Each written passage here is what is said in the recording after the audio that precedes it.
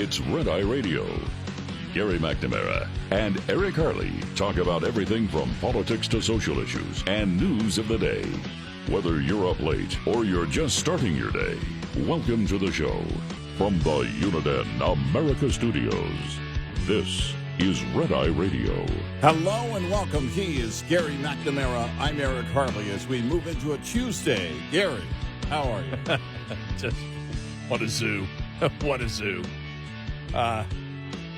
Start out with Axios reported this, and I say, who's reporting it because Axios is a liberal publication. Mm-hmm. So people understand it. The story that came out yesterday, and I'm just like, wow, you've got to be kidding me. Basically interviewing House Democrats who told Axios they see a growing anger among their base that has in some cases morphed into a disregard for American institutions, political traditions, and even the rule of law. The idea that we're going to save every norm and that we're not going to play Republican games, I don't think that's resonating with voters anymore. Another told Axios that a sense of, oh, by the way, this is under the why it matters portion of the story. Oh, all right. We always have to get that in, don't we, with Axios? Mm-hmm.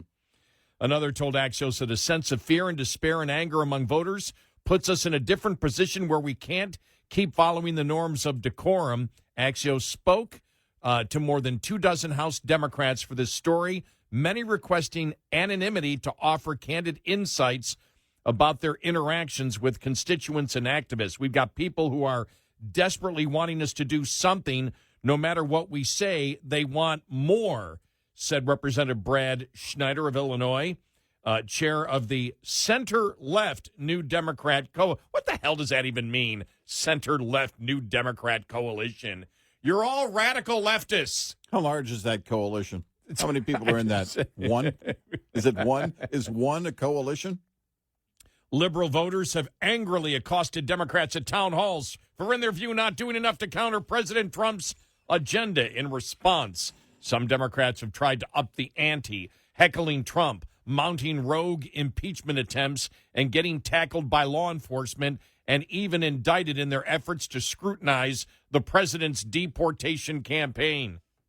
The grassroots wants more. Some of them have suggested what we really need to do is be willing to be shot when visiting ICE facilities or federal agencies. A third Democrat told Axios, our own base is telling us that what we're doing is not good enough. There needs to be blood to grab attention of the press and the public. A fourth House Democrat said constituents have told them civility isn't working and to prepare for violence. A fifth House Democrat told Axios that people online have sent me crazy blank, told me to storm the White House and stuff like that, though they added, there's always people on the internet saying crazy stuff. A sixth House Democrat said that when they try to persuade voters to channel their frustration into a focus on winning back Congress in 2026, people who are angry don't accept that. They're angry beyond things. It's like the Roman Colosseum. Understand, this is a liberal publication quoting Democrat representatives that their constituents want blood and violence. We have said this before. This isn't just the Democratic politicians. The people that vote Democrat, a significant portion of them want violence. They don't believe in democracy. They don't believe in our constitutional republic. Hell, when you saw the Obama judge, which we'll get to in a little bit, she doesn't even understand what the three branches of government are.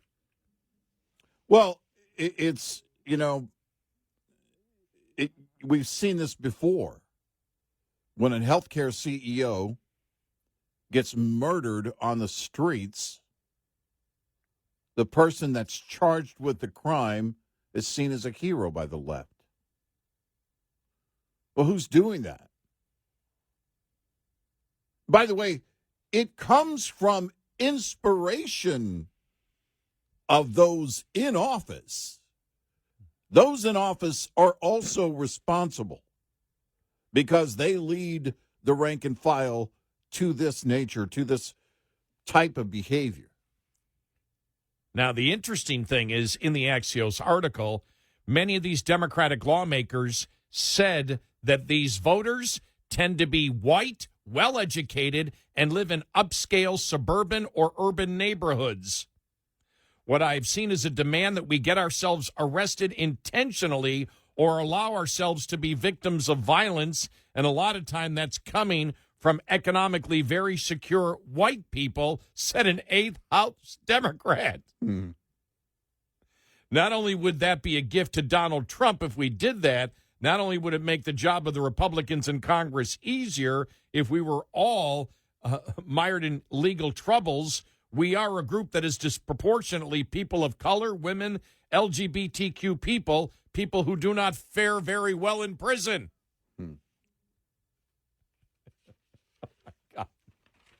So somehow you're a victim in all of this.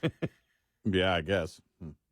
The bottom line from Axios, the liberal publication, about what liberal members of Congress have told the liberal publication. The expectations aren't just unreal, they're dangerous.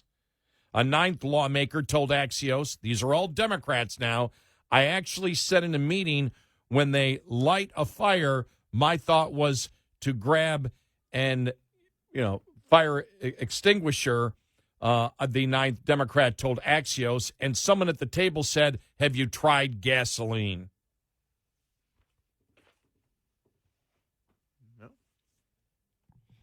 No, we've seen this before. Well, that's what you look with the permissive attitude towards the violence in 2020. Mostly peace. What the hell? What do you think this all the hell leads to?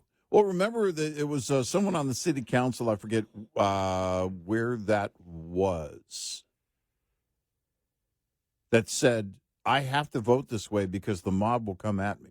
They know where I live. Remember that, yeah. They know where I live. Yeah. Was that a Minneapolis city council? I was going to say it was somewhere in Minnesota. Yeah. And she was very clear about that. If I don't do this, the mob will come to me. They'll come to get me. We've seen it over and over again, how violent they can be. Well, does anyone think this is just happening? Is this what you're watching on the news? Is that Hollywood depicting something? Is this just, are these written scripts? No, these are individuals who mean it. They damn sure mean it. So now, I'm sorry. It's so bizarre. But it's the reality of where liberalism has gone.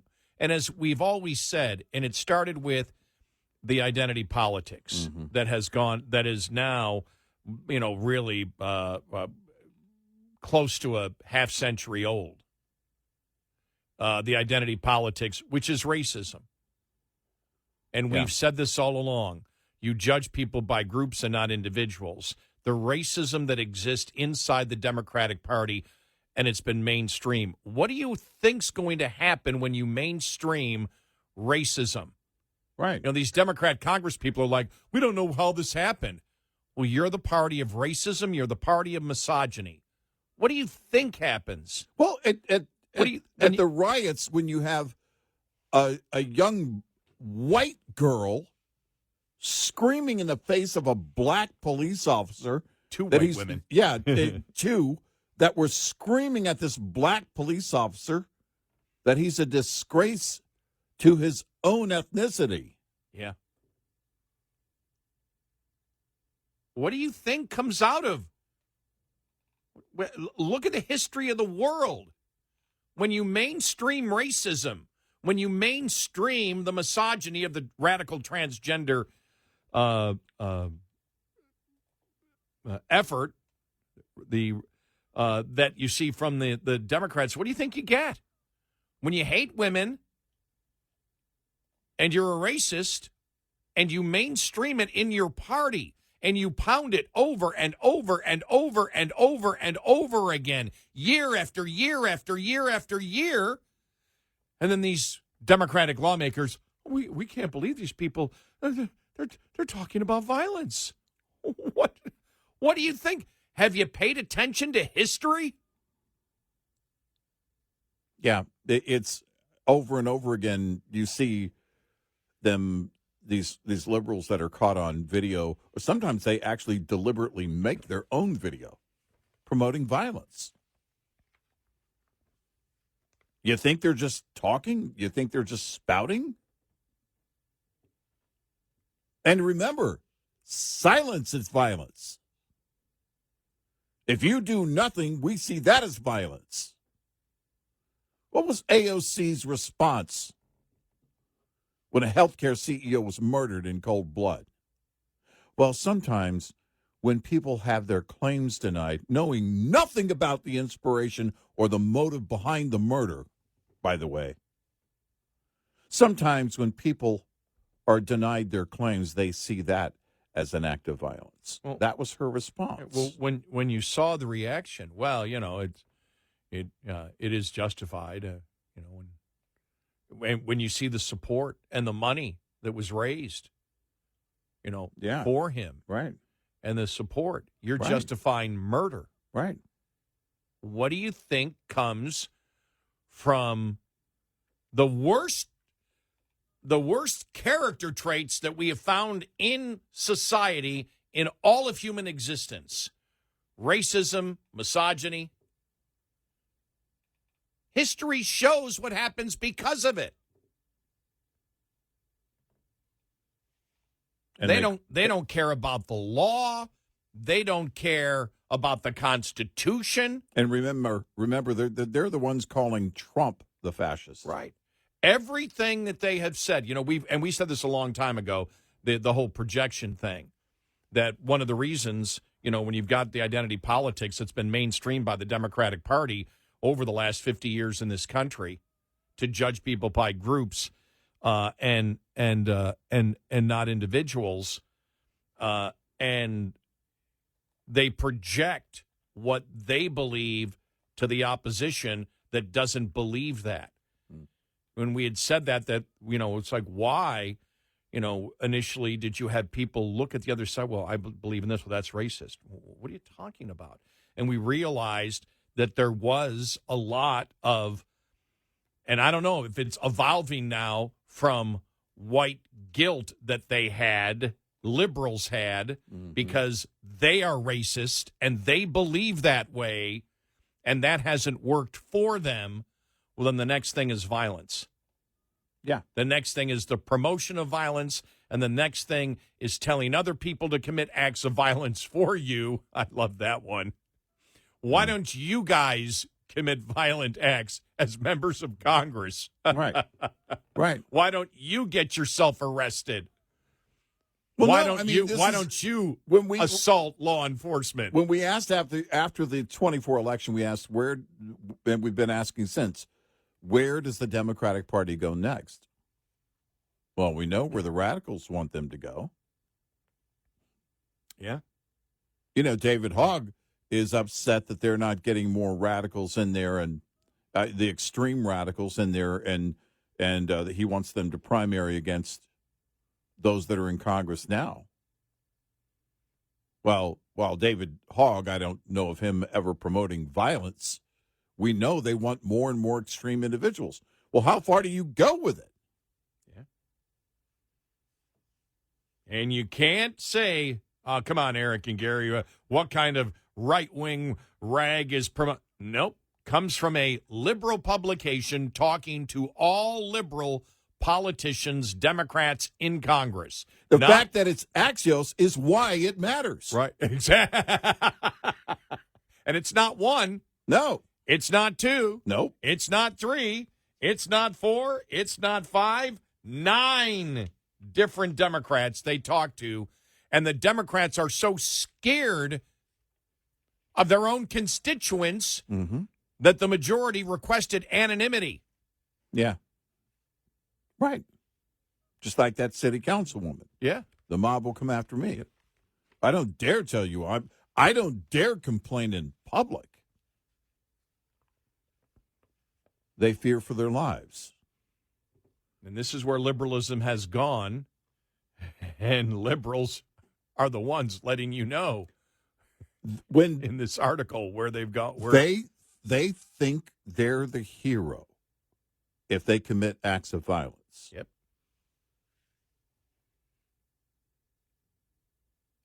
It is amazing, really. It's Murder a healthcare CEO and they make you a hero. yeah.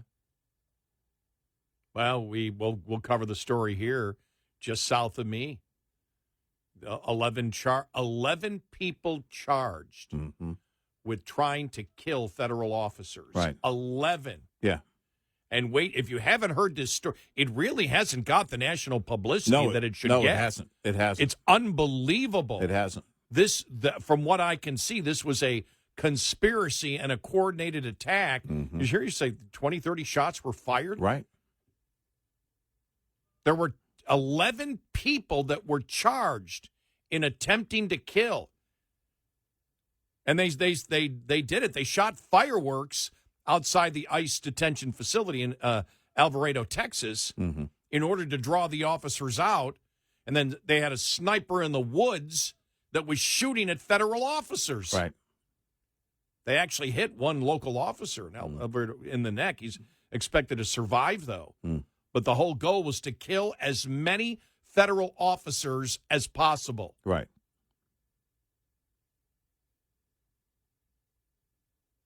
Unbelievable. We'll get to that story coming up, plus a whole bunch more. I mean, so much happened. We'll get to that federal judge on Planned Parenthood. So, you can't argue with her because she didn't make an argument.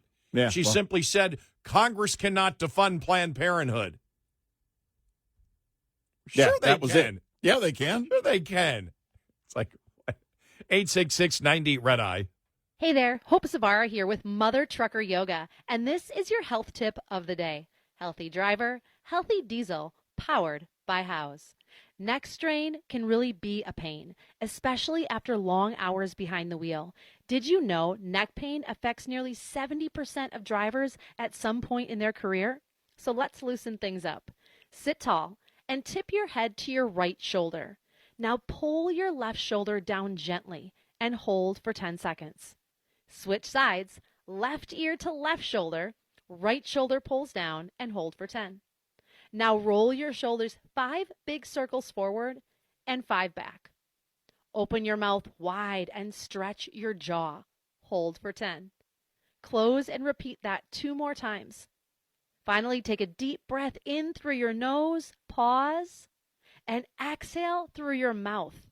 There you go. Small, simple changes lead to big results so that you can feel good again. Visit mothertruckeryoga.com and houseproducts.com for more info. Coming up, more with Gary McNamara and Eric Harley. It's Red Eye Radio.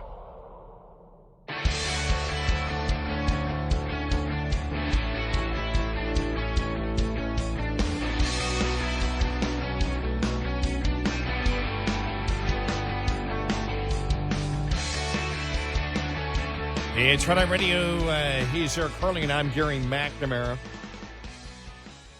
Welcome and good morning. Thank you so much for being here this morning, as always. We've got just so much to talk about here on today's show. Just looking at this one headline: the Epstein conspiracy boomerang. You saw that Pete Ducey asked Levitt, specifically about it, and she deflected. Right. Said, well, she was talking about this. Well, she didn't say that.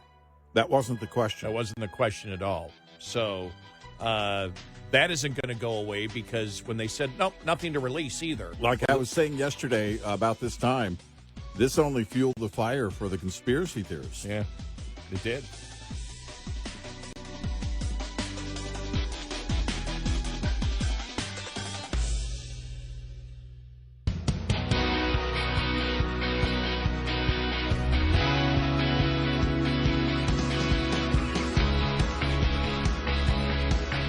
Catch all 5 hours of the show live every night on the Red Eye Radio app. Available in the App Store. Red Eye Radio.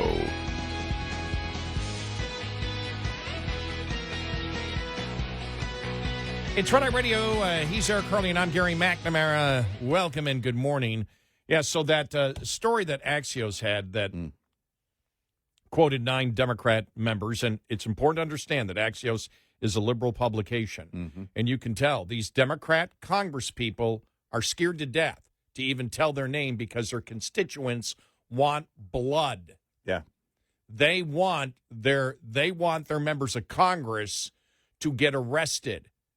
And they want, as one of them said, a couple of them said, they want blood, they want violence. These are the constituents. Well, this happened locally, not far from me. I'm going to guess 20 miles from me, 20 miles south of where I live. Yeah, probably within 20, yeah. Yeah, right where I-67 hits I-35. 35, yeah. Alvarado, Texas. Alvarado ICE facility was attacked. 11 charged in an ambush on ICE officers, officials said. 11 people have been arrested in what it calls a planned ambush on an ICE facility in Alvarado, Texas on July 4th. Officials say 10 to 12 individuals in military-style clothing fired fireworks to lure officers out, while a gunman in the woods shot a local police officer in the neck. He's expected to survive. 10 suspects, mostly from North Texas, are charged with attempted murder of a federal officer, one facing obstruction of justice. There has to be conspiracy charges here somewhere. I would think eventually. It sounds like it, yeah. It was an organized attack right there. What they know, this is from Fox 4 in Dallas. The coordinated attack happened around 10:30 p.m. on July 4th at the Prairieland ICE detention facility about 25 miles south of Fort Worth.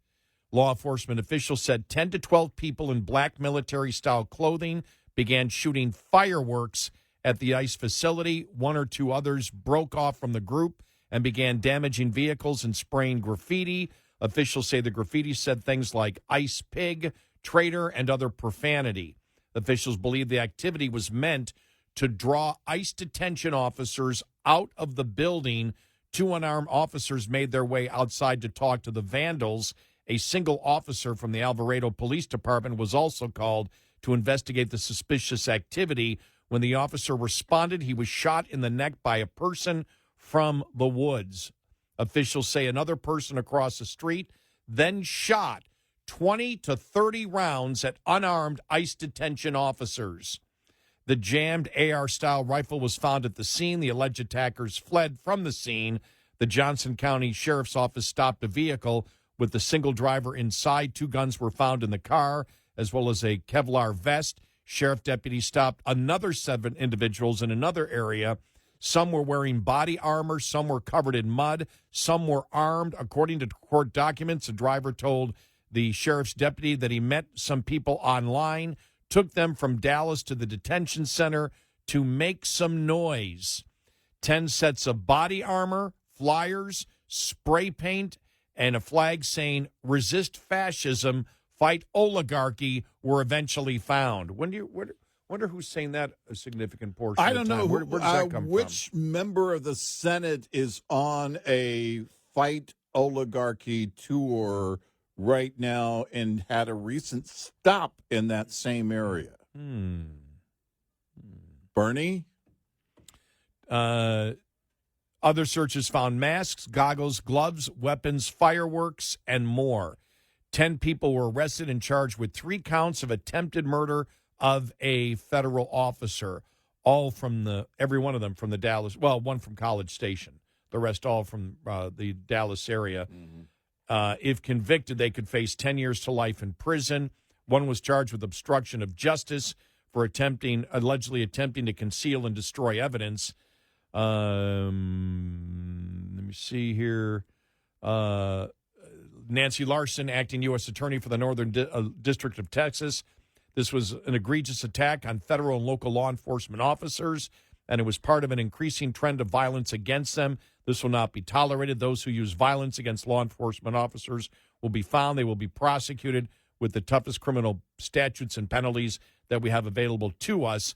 The Justice Department says this marks the 5th assault on law enforcement officers in the Northern Texas District this year. This investigation is a priority of the FBI, and we've dedicated sufficient resources.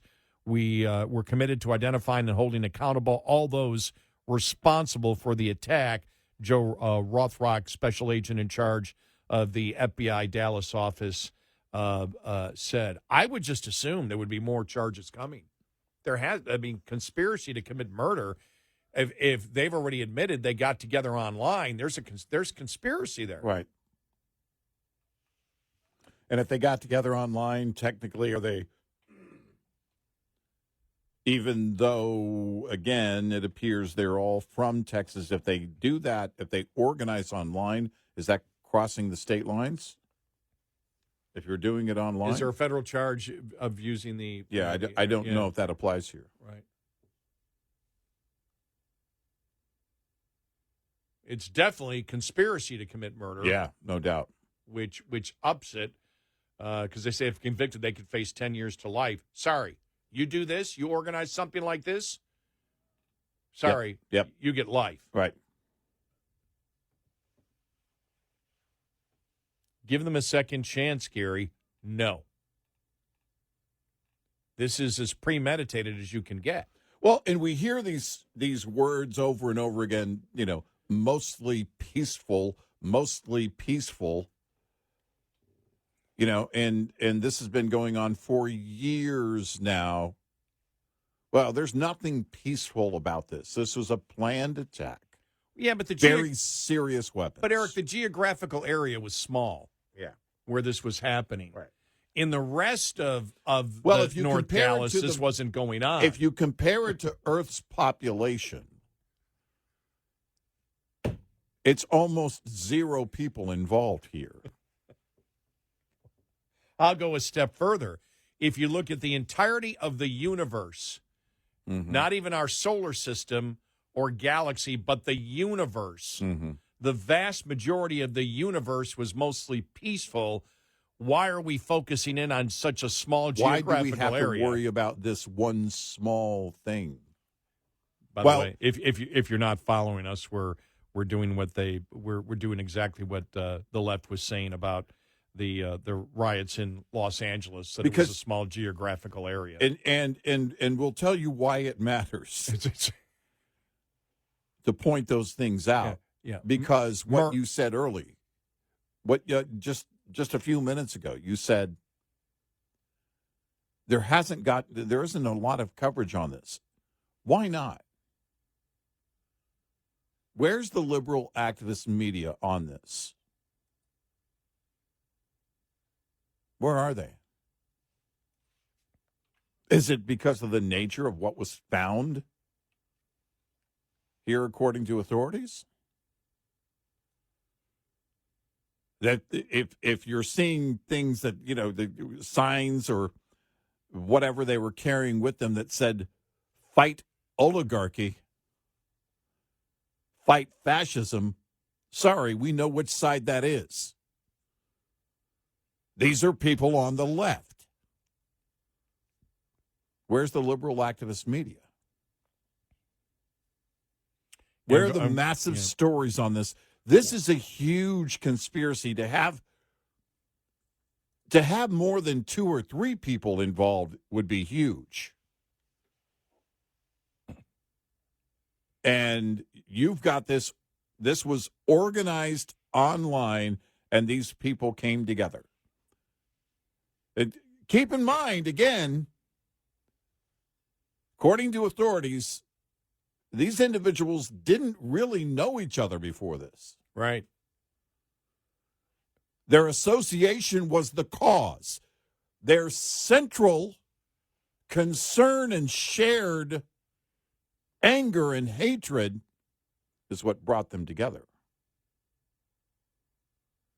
This is the kind of radicals that earlier story. Forget about conspiracy. Not forget about it. Is there a terrorism charge possibly here?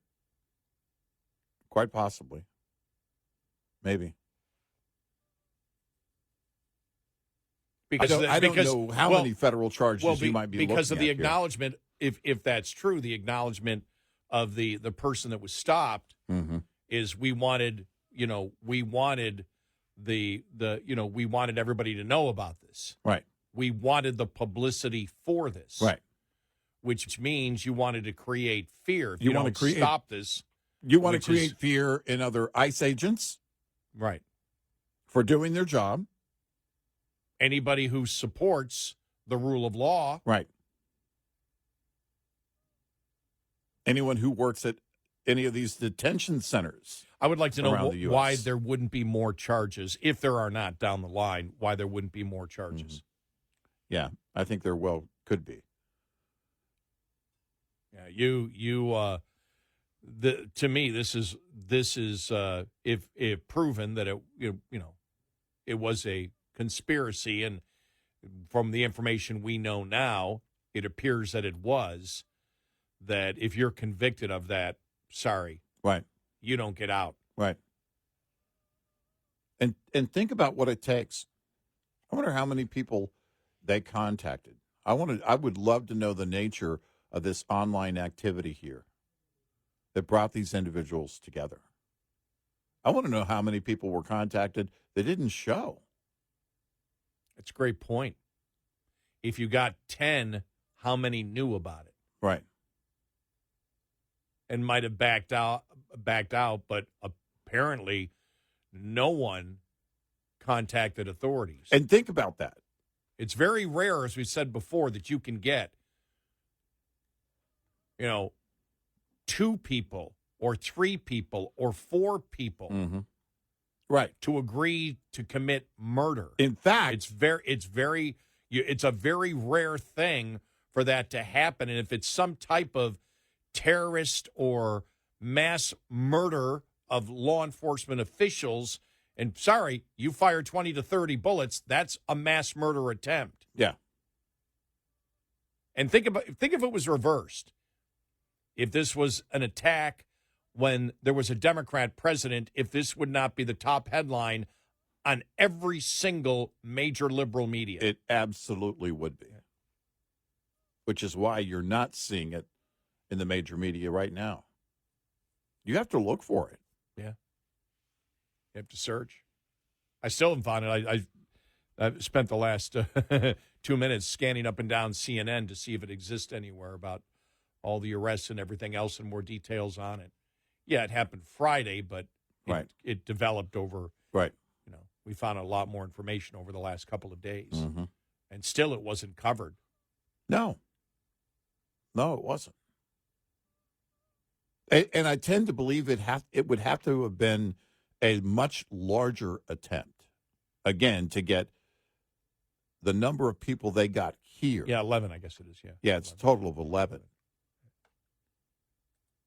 But if that's the response you got, if you got 11 of them to show up and participate in this, then it tells me that their outreach was much greater.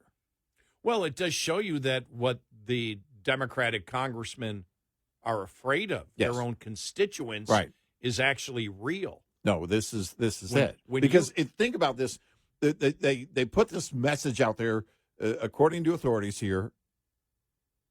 They put this message out that they wanted to go make some noise. What does that mean? Anybody? A stranger contacts you. Think about this. A stranger contacts you online.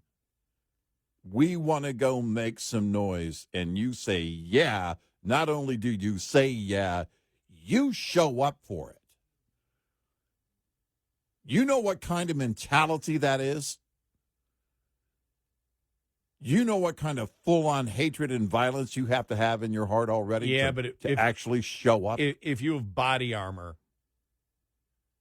and you've got weapons, then it wasn't just about making noise. That's what I mean. Yeah. If they use making noise, you know what that means. 866-90 Red Eye. Lines open for your calls. 866-90 Red Eye on Red Eye Radio.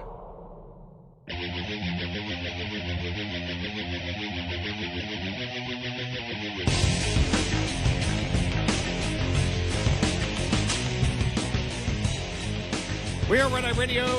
He's Eric Carly, and I'm Gary McNamara. Coming up following the top of the hour, what the U.S. Attorney had to say about the 10 individuals who were charged with attempted murder. The other individual, I'm not sure yet what they were separate, or because I know there was an obstruction of justice. They say 11 or 12 people might have been involved in it. Right. But we'll get to this. Is the attack on the ICE Center in Alvarado, Texas on July 4th. That and more on the way.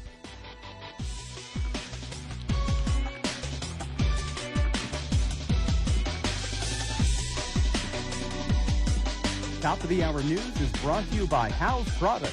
Visit houseproducts.com. This is Red Eye Radio on Westwood One.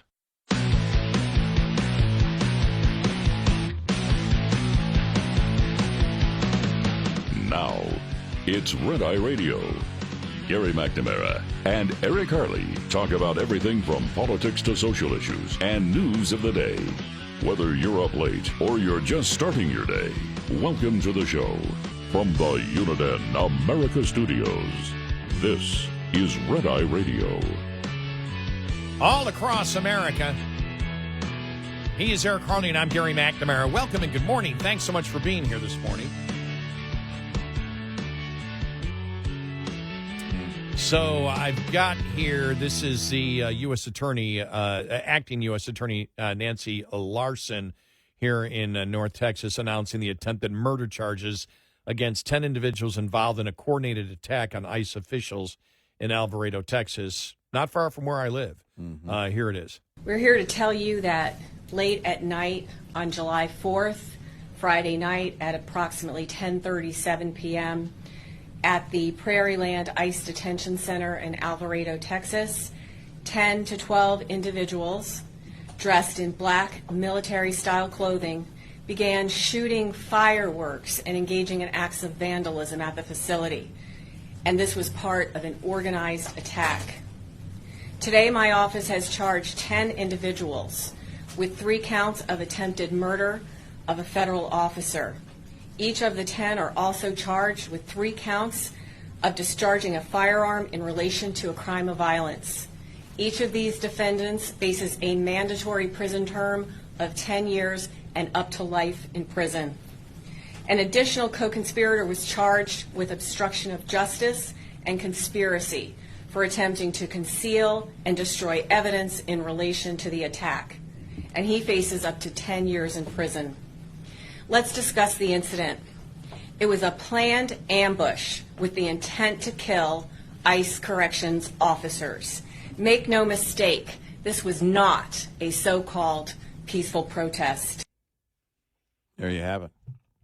And then you have the active shooter that was in McAllen, and an attempt there to ambush Border Patrol agents, and again, when you look at the pattern of behavior of violence, going back to the L.A. attacks on federal agents, what happened on Independence Day in Texas, and then this attempt in McAllen, Texas.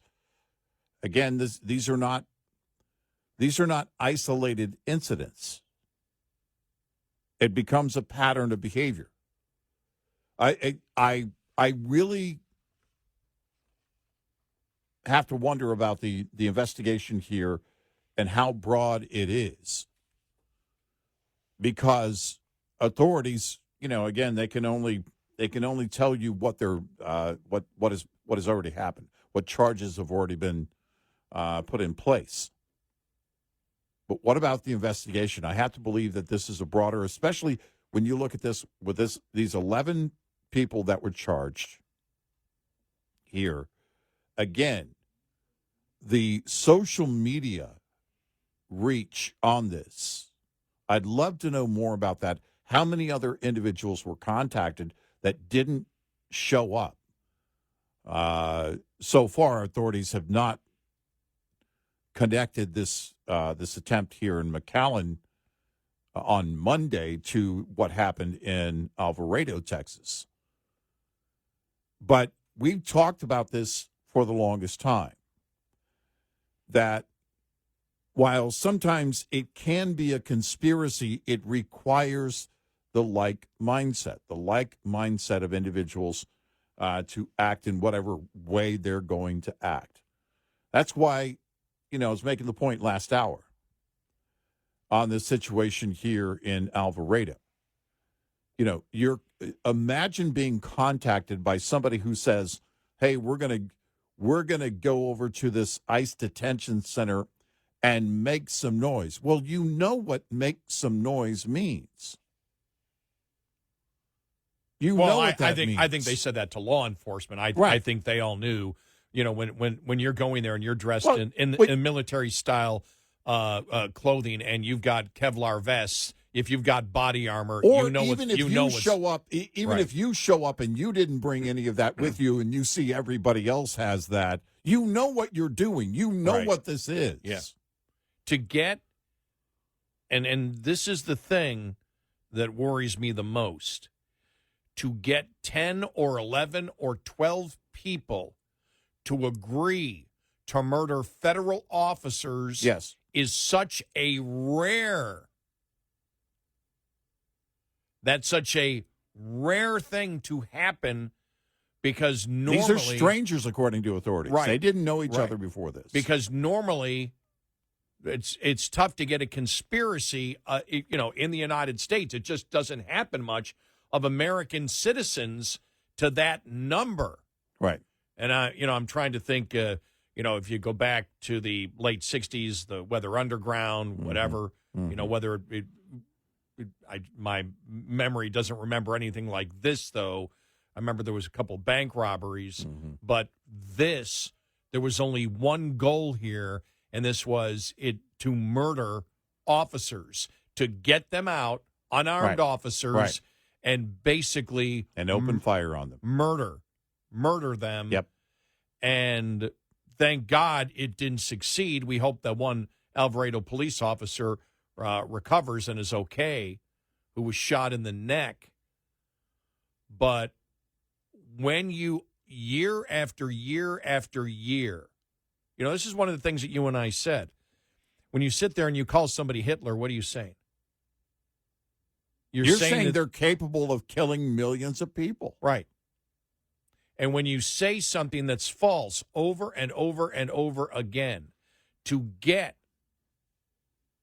double-digit number of people to all agree in 2025 to murder, to commit what I believe was an act of terror, whether they ever get charged with that or not, doesn't matter, even from the statements we've heard so far. It was to create noise. It was so the media and the people would pay attention to what's going on. I mean, I look at that and go, well, you're sort of incriminating yourself right there, right? Saying, well, our whole goal right. was to create terror at this point. But it shows you, and you combine that with the story that came out that we read to you from Axios, the liberal publication, quoting 9 Democratic congressmen, Congress people that came out and told Axios. How did Axios start that story? How did that all start? Did a congressperson call them? How did that story, begin? Why did they cover it? But it's a liberal publication interviewing liberal Democrat congresspeople who are telling you they're scared to death of their own constituents who want blood. They can't win at the ballot box. They want blood. Right. You combine that with getting 10 people, 10, from what I know, American citizens. We'll find out whether they're all American citizens or not, I'm sure, coming up. But to get them to all agree to murder someone, and no one steps up and says this is wrong, this is what you get when you brainwash or attempt to brainwash people over and over again, year after day after day after day, month after month after month, when you lie to them, when you brainwash them, when you become the party of hate, of identity politics, of racism, of misogyny. This is what you get. This worries me because nobody blew in the plot. Right. Nobody said murder is wrong. Right. And if you take the signs of the Axios story, this, the healthcare executive murder, and the response of so many people, these are the kinds of things you need to worry about in a civilized society because they don't happen often. And when they happen, and when you see the signs and the response to it, it's time to worry. If a society or significant portion of a society that is held together by a major political party, because the things that they were preaching, the quotes that they were saying, are exactly what Democrats are saying. Yes. When you have Well, this... the name of the Bernie tour is Fighting Oligarchy. Right. And when you have it, it's been communicated, and you said this before, it's not only the conspiracy, it's the culture that makes the conspiracy like this possible. Right. That the culture says it's okay to murder somebody who we disagree You with. didn't have to convince these individuals. You just had to let them know where to go. You didn't have to change hearts and minds. That's the whole point. The culture had already done that. We're not talking about getting some signs together and protesting at the detention center. We're talking about a meticulously planned attack on federal agents. And it's something that you and I have talked about for the longest time, that it's not necessarily the conspiracy that is a problem, because it's tough to get people to be in the conspiracy, but it's the culture. When the culture says it's okay to break the law, when the culture says it's okay to harm somebody. That's if what the culture, changes the hearts and minds right there. That's what creates the violence in those hearts to begin with. It makes the conspiracy a lot easier. Yes, exactly. We don't have to convince that's my people. point, is that the culture had already done all the heavy lifting for you. All you had to do is notify them when and where to be. The conspiracy really was just saying, hey, over here. In their mind, they were already on board with it. In their hearts, they were already there to the point of wanting to kill federal agents for doing their job.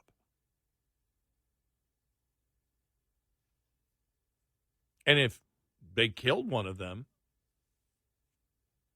that's a death sentence at the federal level, is it not? Still? I think it is, yeah.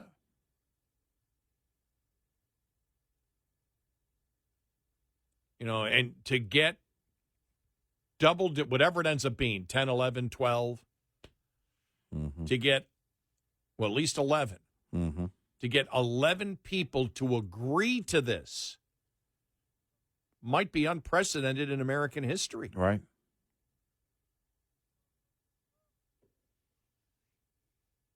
You know, maybe if you go back to the first part of the last century, the anarchist movement, but even that I don't know anything in recorded history. Right. There may be something out there. Just nothing comes to mind. Right. Because it's so rare that something like this happens, and it's something to worry about.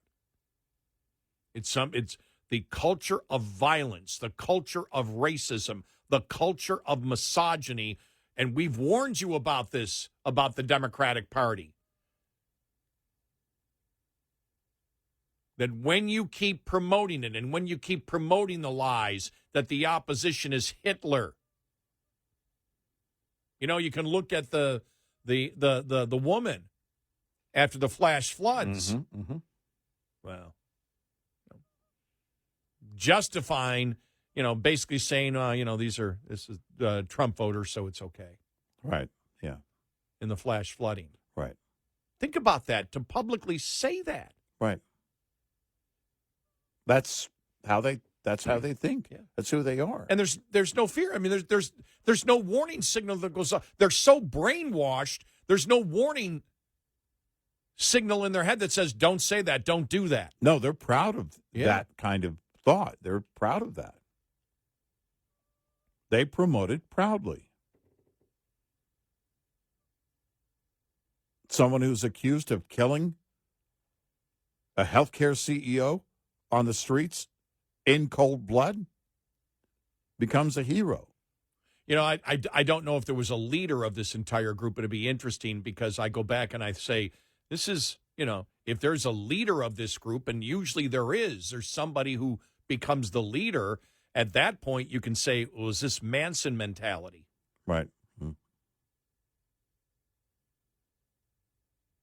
Was the 11th person, this is my question, who was charged with, the only person charged with conspiracy, was that the person who directed it? Yeah, I don't know. This is not good. No. What happened? No. 866-90-RED-EYE. Brought to you by FPPF, Fuel Power Max. Most owner-operators leased to larger carriers are paid on a per-mile basis or a percentage of revenue per load. The per-mile basis is most prevalent among larger fleets. Percentage at smaller. Pay per mile tends to dominate discussions about pay just because it's easier to measure, and pay per mile often is wrongly used as the deciding factor in leasing to a carrier. While pay per mile can be a vital factor, it's not a cure for every ill, nor does it mean a big settlement check is coming an owner-operator's way. Why? Because pay per mile always must be considered in balance with gross revenue as well as total costs. Gross revenue can include flat mileage pay that varies by length of haul, percentage revenue pay, and more. Most importantly, though, for every revenue dollar generated, only part of that dollar is profit. But for every extra dollar of cost saved, the entire dollar contributes to profit. Knowing and understanding your cost to operate is fundamental to understanding the true value of any pay package. Owner-Operator Business 101 is provided by Overdrive's Partners in Business program. Go to overdriveonline.com to the Partners in Business section of the website for more details on this and many other topics. Brought to you by Shell Rotella, with advanced synthetic technology is designed to help keep your rig running with more mileage and less maintenance. Get in touch with Red Eye Radio, toll free at 866-90-RED-EYE.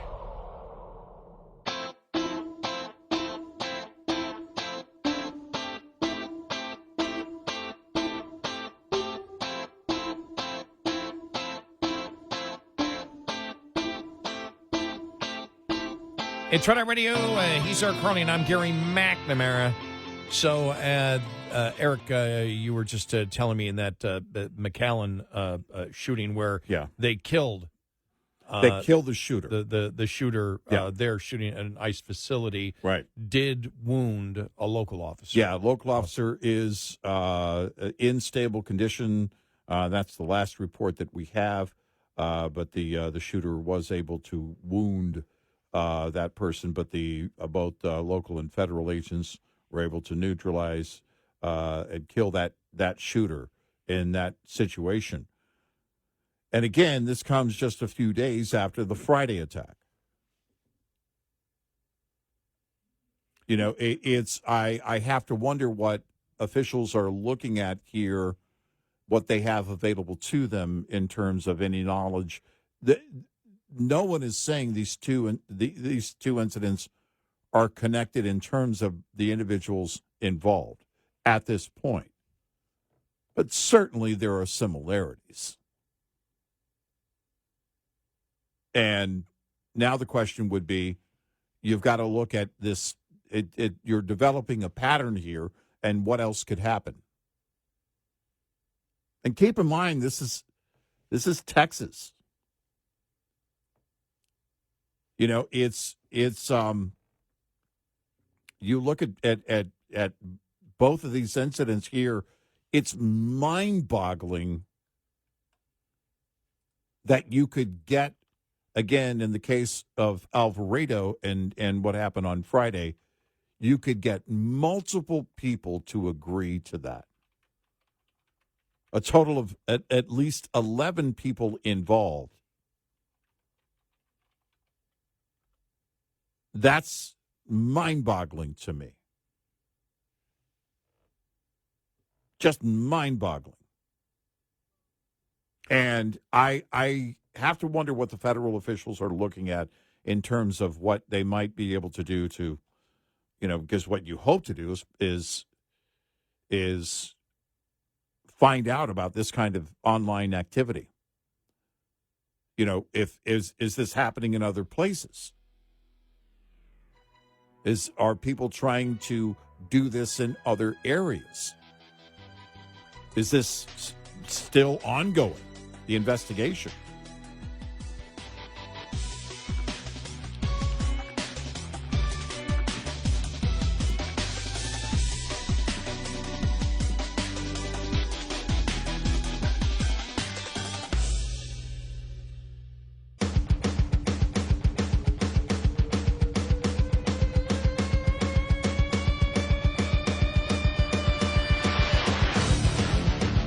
You're listening to Red Eye Radio from the Uniden America Studios.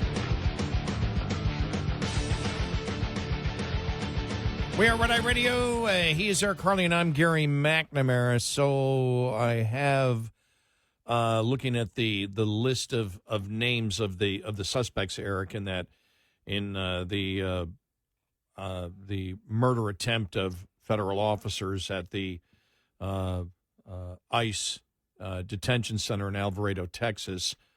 5 out of the 10 that were charged with attempted murder of a federal officer have women's names. Mm-hmm. And then you have the other one. The 11th one was charged with obstruction of justice and conspiracy. Right.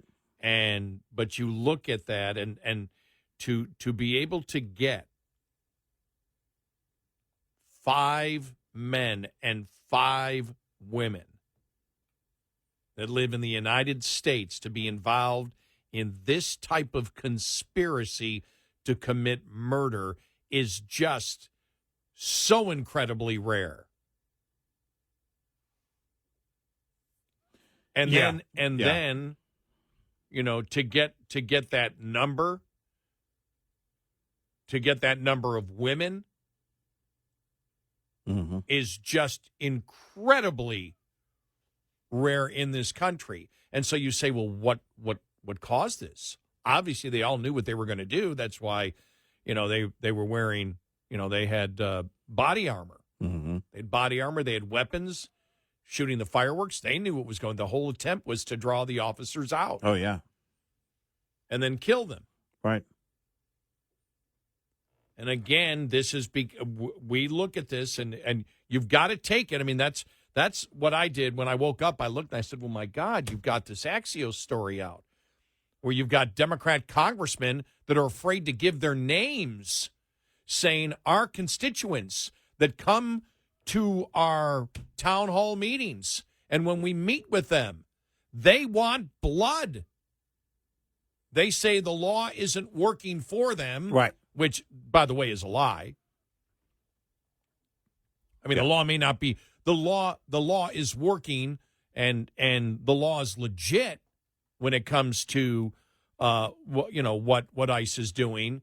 They just don't like the law, right? So the law isn't working for them. They don't like the law, right? So they're saying we want blood. You need to get arrested. Mm-hmm. You need to physically resist. Mm-hmm.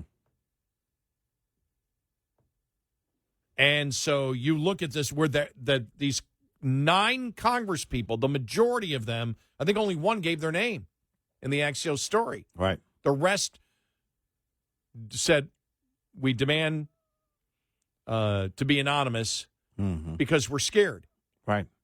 We're scared of our own Democrat constituents that come to our meetings. Right. And then this happens. And as you and I've said, conspiracy is one thing. And I think it was the whole Lois Lerner thing going back years with the IRS. Mm-hmm. Mm-hmm.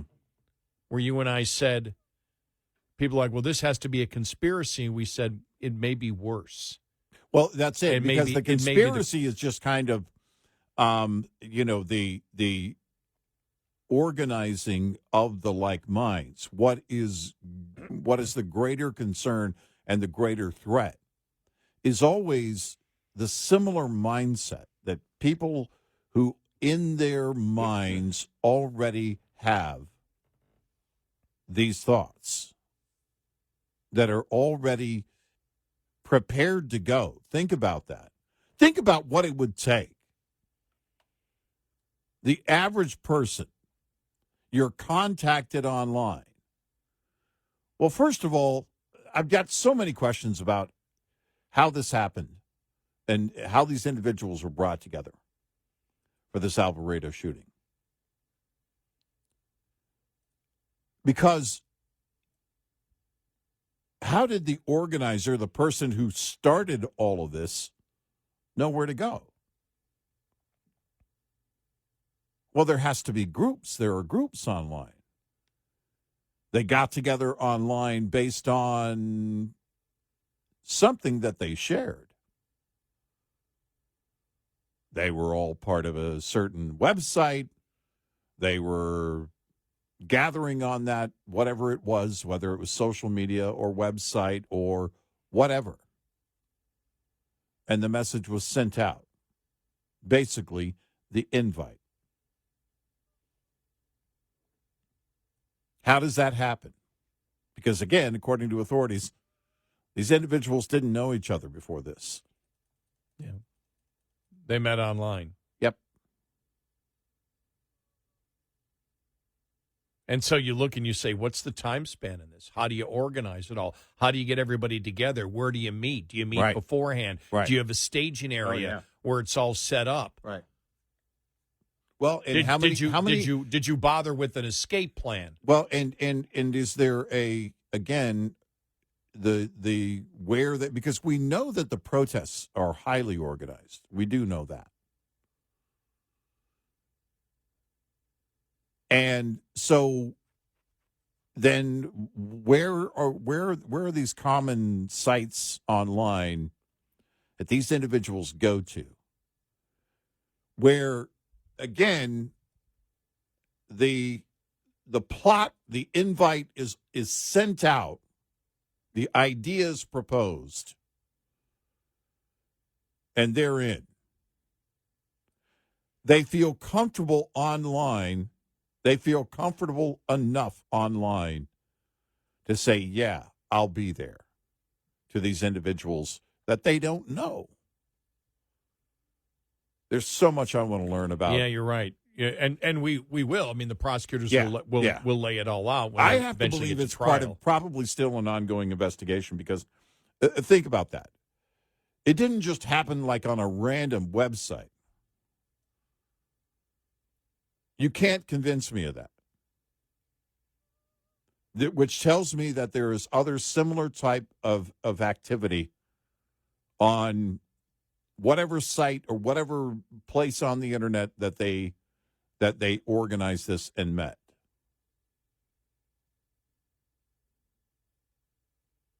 I mean, we've all been aware of the countless scams and things that are sent out and, you know, everything online that could happen that isn't real. These individuals had a level of trust in the organizers to the point that they showed up. And they showed up, according to authorities, with one thing in mind, and that was to attack and kill federal agents. That tells me something is much bigger is brewing here. And that's why I think that if there are charges that apply here, that you would see them coming. But I do wonder about what federal charges might apply to organizing online, even though all of these individuals are listed to be from or residents of Texas. We don't know if they're actual citizens. We don't know anything else about them. We're just going by the reports. But it wouldn't matter. Is there a charge here of crossing state lines because you did this online and you communicated online? I don't know what would apply. I'm not familiar with any statutes that would apply. Well, because I guess it would depend. For example, if I send you a letter, but you live next door to me, right, then you've used the federal mail service, right, for and that also applies to internet. But I don't know if there is anything that applies here. What the charge would be, right? Because I look at this when she said, "Well, it's a minimum of 10 years." I go, "Minimum of 10 years? If your goal was to assassinate, because that's what you're doing. They're coming out. They're not going to be armed, right? Right. It's not like you're attacking a SWAT team, right? That's armed at that moment and shooting back. Right. These are all unarmed ICE agents coming out, right? And it shouldn't be hard to prove a conspiracy here. Right. If these are the people all involved in it. Right.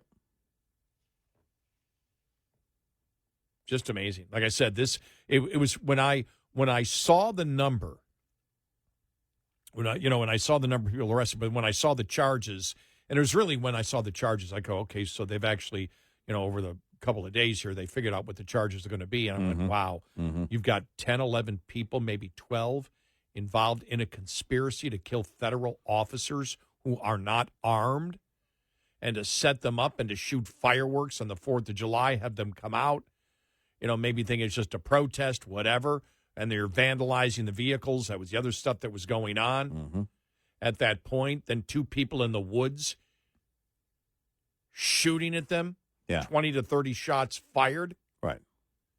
1 local police officer is hit in the neck. Right. But the goal was mass murder. Yep. And then a very similar situation playing out in Mission, Texas on Monday. While it wasn't multiple people involved and they were able to neutralize the shooter there, it happened just days after the Friday shooting.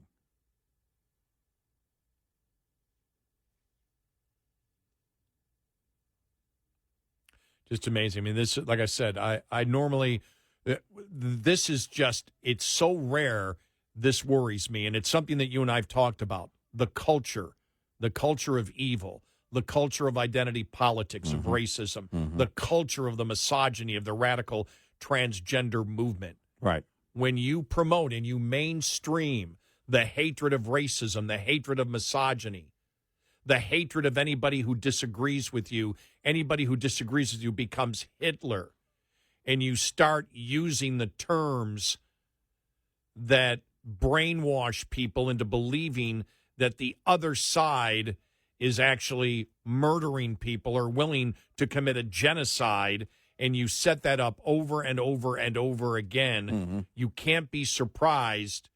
Again, a conspiracy of a few people can happen. It's still rare.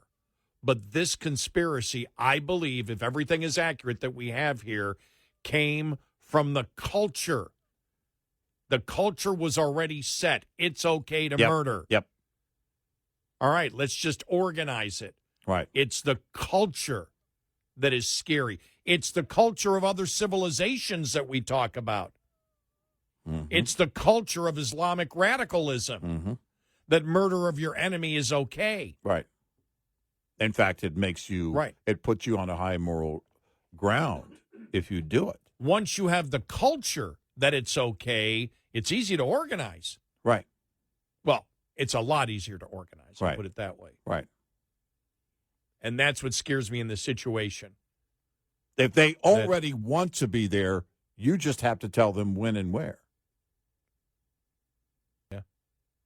If they already in their hearts and minds have this violence as being not only acceptable, but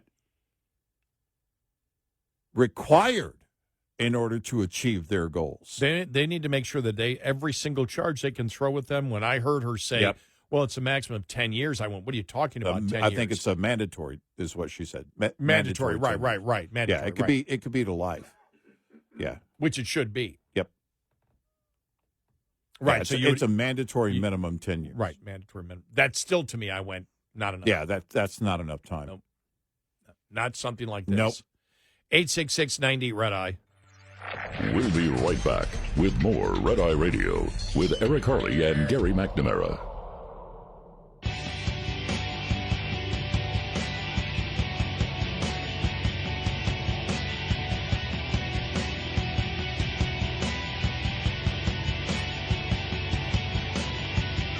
It's Red Eye Radio. He's Eric Harley, and I'm Gary McNamara. Welcome and good morning. Thanks so much for being here this morning, as always. Yeah, you were just telling me about the we'll talk about it more coming up on the top of the hour, the Charles Cook column out there. That, that relates to everything that we've been talking about. Right, and it's a story at Notice, a news outlet. Trump fired them. Now they're plotting to stop him. And this is individuals who were fired from USAID and also the State Department are now reapplying the skills of knowledge they built over decades to undermine Trump's power. And Charles Cook breaks down what he thinks this means, what they're basically saying here. And he cites this article, and we'll go over this here after the top of the hour because it kind of relates to all of this. To what extent are individuals willing to go? Yep.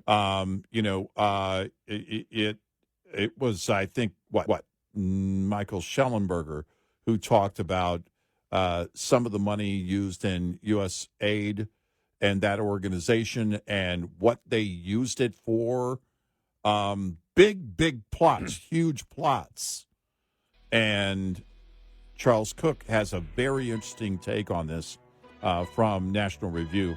We'll go over that here in just a bit.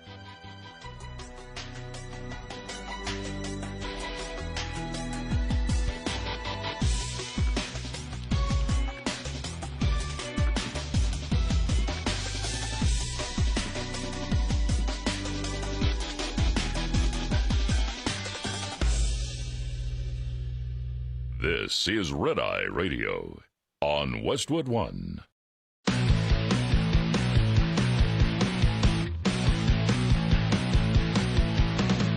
Now, it's Red Eye Radio. Gary McNamara and Eric Harley talk about everything from politics to social issues and news of the day. Whether you're up late or you're just starting your day, welcome to the show. From the Uniden America Studios, this is Red Eye Radio. All across America and around the planet, we are Red Eye Radio. He is Eric Harley, and I'm Gary McNamara. Good morning. Hello. So, yeah, just one more thing we wanted to bring up.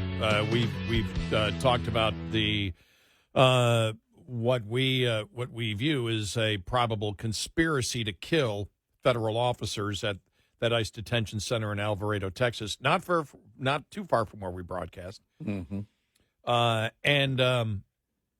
Then the other story from Axios, the liberal media outlet, the Democrats told to get shot for the anti-Trump resistance and these were 9 different requesting anonymity Democrat members of Congress who are scared of their own constituents that they have talked to, who they've said they want blood. The system isn't working for them. They don't like the laws that exist. They don't like who's in power. They want blood. And as they said, the majority of them, as one of the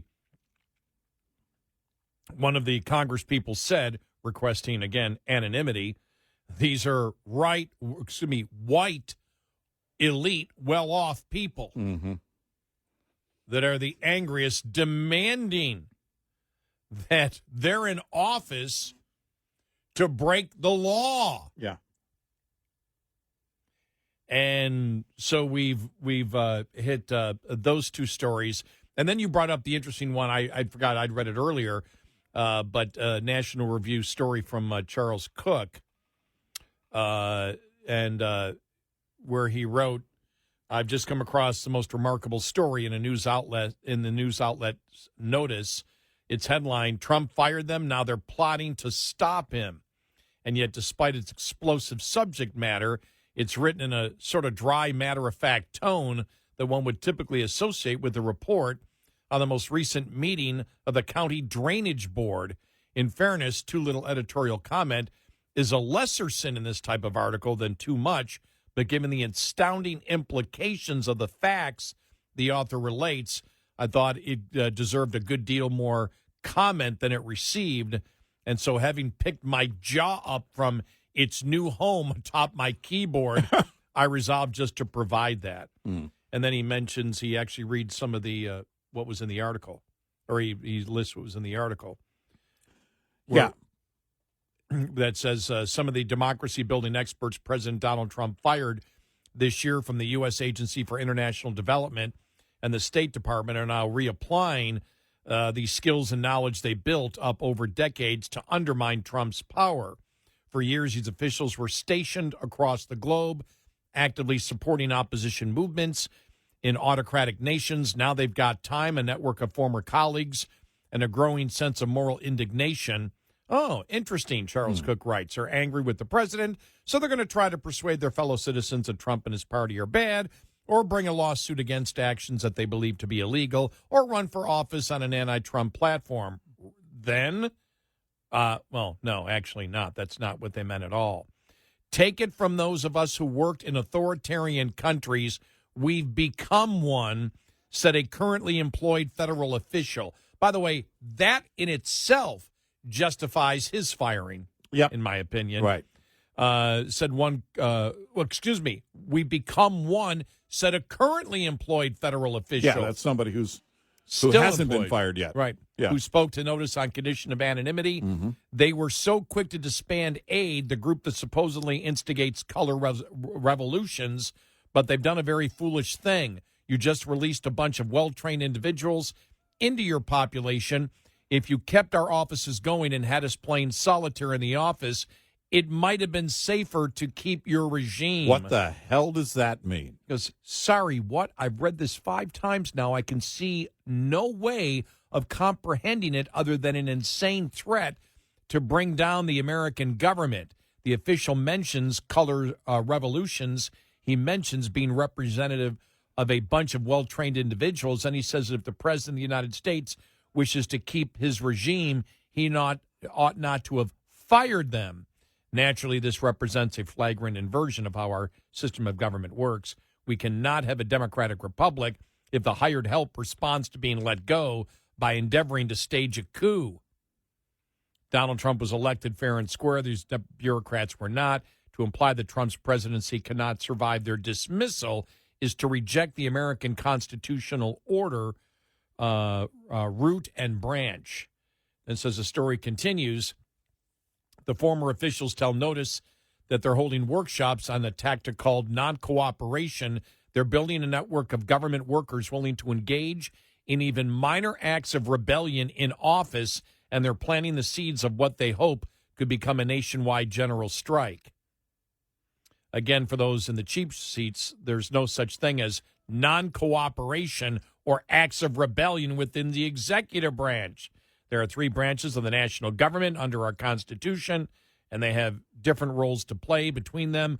Non-cooperation and rebellion are fine concepts, providing that they stay within the law, but separation of powers does not exist inside the presidency, and a network of government workers that's engaged in an insubordination against an elected official to whom they are accountable is not a check or balance, but a mutiny.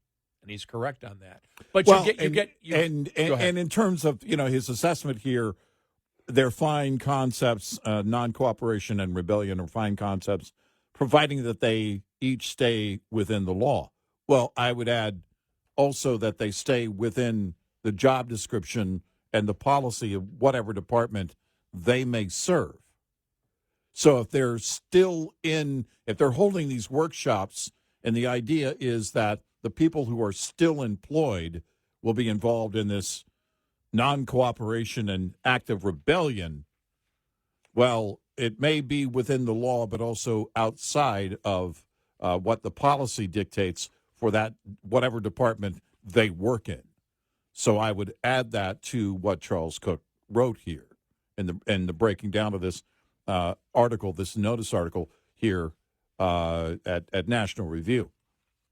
I think it's important to point that out because if you're a government official, if you're a government employee, and you're working in that capacity, it starts to change very quickly. Non-cooperation and acts of rebellion, again, he points out, okay, that's a fine concept if it's within the law.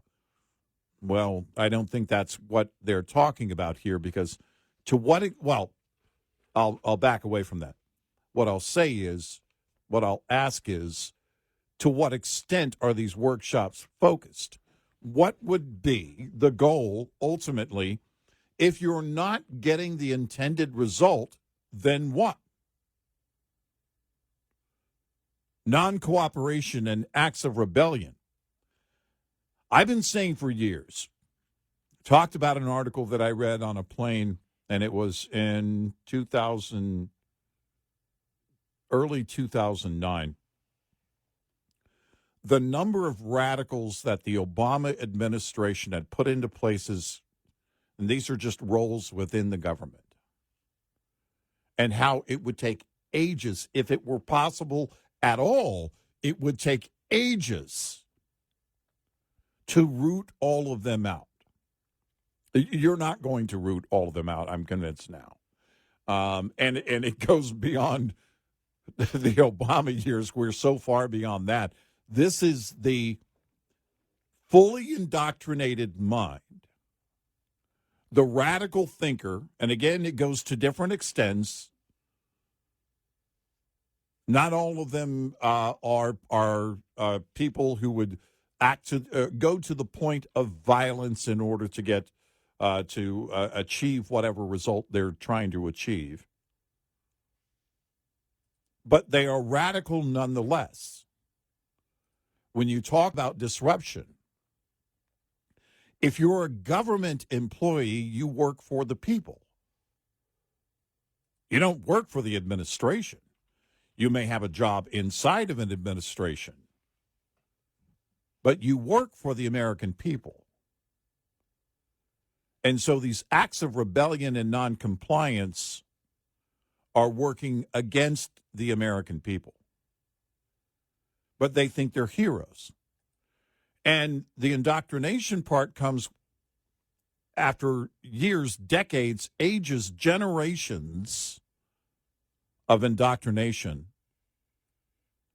of having no consequences. None. We don't even keep score on the ball field. That would be wrong. But also, we don't punish, because that's also wrong. We don't want a child feeling bad for having done something bad. That would be wrong. So it is no wonder, no surprise, that we get to the level of this kind of radical behavior on a regular basis. It is part of a culture that is deeply embedded into our nation. And I'll just add, we are so doomed. By the way, Media Bias Fact Check says Notice is a moderate left publication, center left. Yeah. Okay. But it says, but continuing the article here, it says one group that has until this story remained under the radar, but is starting to play a prominent role in this space is Democracy Aid. It is no website or formal legal entity, yet it's already hosting invite-only workshops with federal employees who hear about them from friends, vetting each person before they're allowed into a trusted circle and teaching them case studies like the Danish underground insurgency against the Nazi occupation. That's how they view the Trump administration, is right. The point that Notice is trying to make. And again, I tell you the bias from Media Fact Check, because understanding this is not a conservative outlet stating that this exists and it's a conspiracy theory. This, again, is a trending left news organization, which is reporting this. Charles Cook from National Review read the article and said, and it relates to everything that we've been talking about today, the culture of violence, the culture of resistance, the culture that these are people, because what this was noticed as saying, these are people that work for USAID whose job was to promote revolution in other countries. Right. And now they wish to promote revolution in the United States because they got fired by Trump. Right. And they view Trump as, as an autocratic leader. Right. Which, of course, is completely and totally ridiculous. And he writes here, he said, Charles Cook writes, there it is, Nazi occupation, quite how this is supposed to make sense, let alone stay consistent with the worldview of us who call themselves democracy officers, isn't quite clear. In World War II, Denmark was a sovereign country whose elected government was toppled violently by an illegitimate, unelected foe. Here, the illegitimate elected foe is supposed to be the elected president, and the sovereign country with the elected government is supposed to be the unelected bureaucrats who don't even work there anymore. But understand this is the culture, and it's something that you and I brought up a long, long time ago, and it really started with the whole Lois Lerner thing. Yep. And you know, it's and like, they tried to blame a couple of rogue IRS agents. Remember that? And we said, well, it might not have been a conspiracy. It might have been just a culture. We accept that we all don't have to pay attention to the law. Well, and the tone is set by the radical mindset of those in office. And again, when you teach them that there are no consequences, and then through the training of, in this case, these are individuals who worked for USAID and the State Department. These are individuals who have worked all over the world in helping to bring unrest in places all over the world. And you apply that here, and when we talk about, they use the word regime when it comes to Trump. This is after years of calling him and others on the right Hitler. When you do this, we've been talking about this for years. This is why it's dangerous when you engage in that. When you say the guy is Hitler, the guy is a fascist. When you're saying he's Hitler, we mentioned this earlier, it bears repeating, you're saying not only is he capable of killing millions, it's his goal to kill millions of people. Right. More on the culture from a story that came out a couple of days ago from the whole Russia collusion thing. Oh, yeah. The John Brennan story, who was head of the CIA. Right. And he was warned by two other people in the CIA not to include the dossier because they knew it was all BS, and he included it anyway. Right. That was all part, again, Right. remember, he was CIA director attempting to take down the elected president of the United States. Mm-hmm. Why? He's gotten away with it. Yep. That's they why. They can do it. Yep. More coming up, 866-90 Red Eye. Coming up, more with Gary McNamara and Eric Harley. It's Red Eye Radio.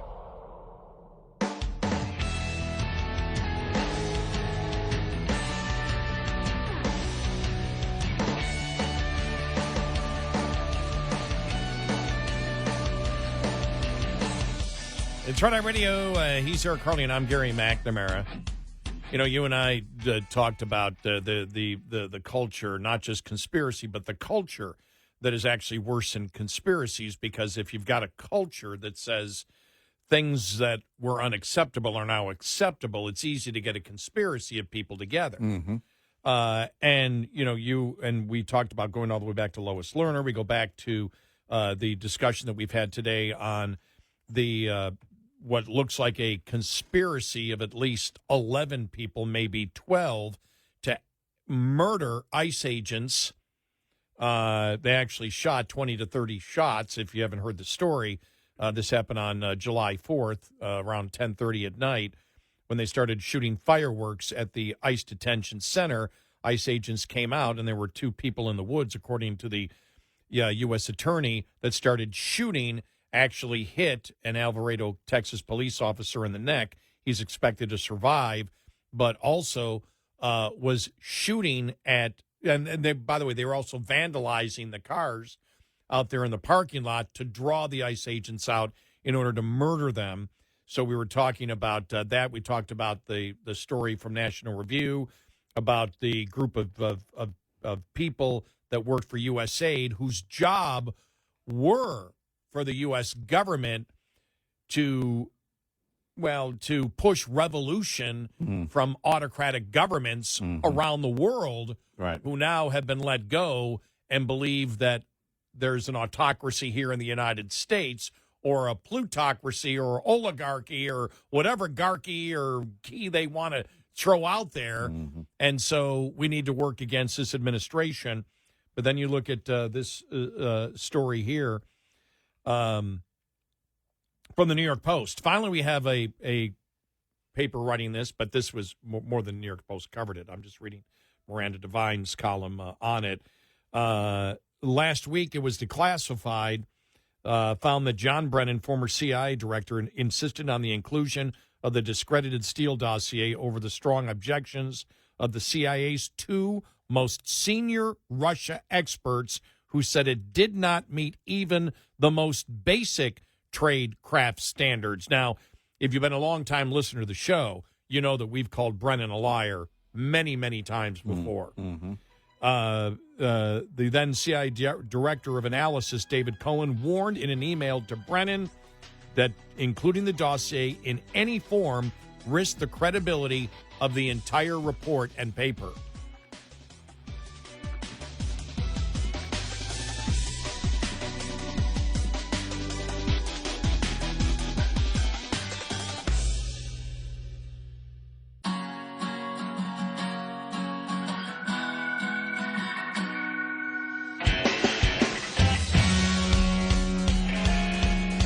Catch all 5 hours of the show live every night on the Red Eye Radio app. Available in the App Store.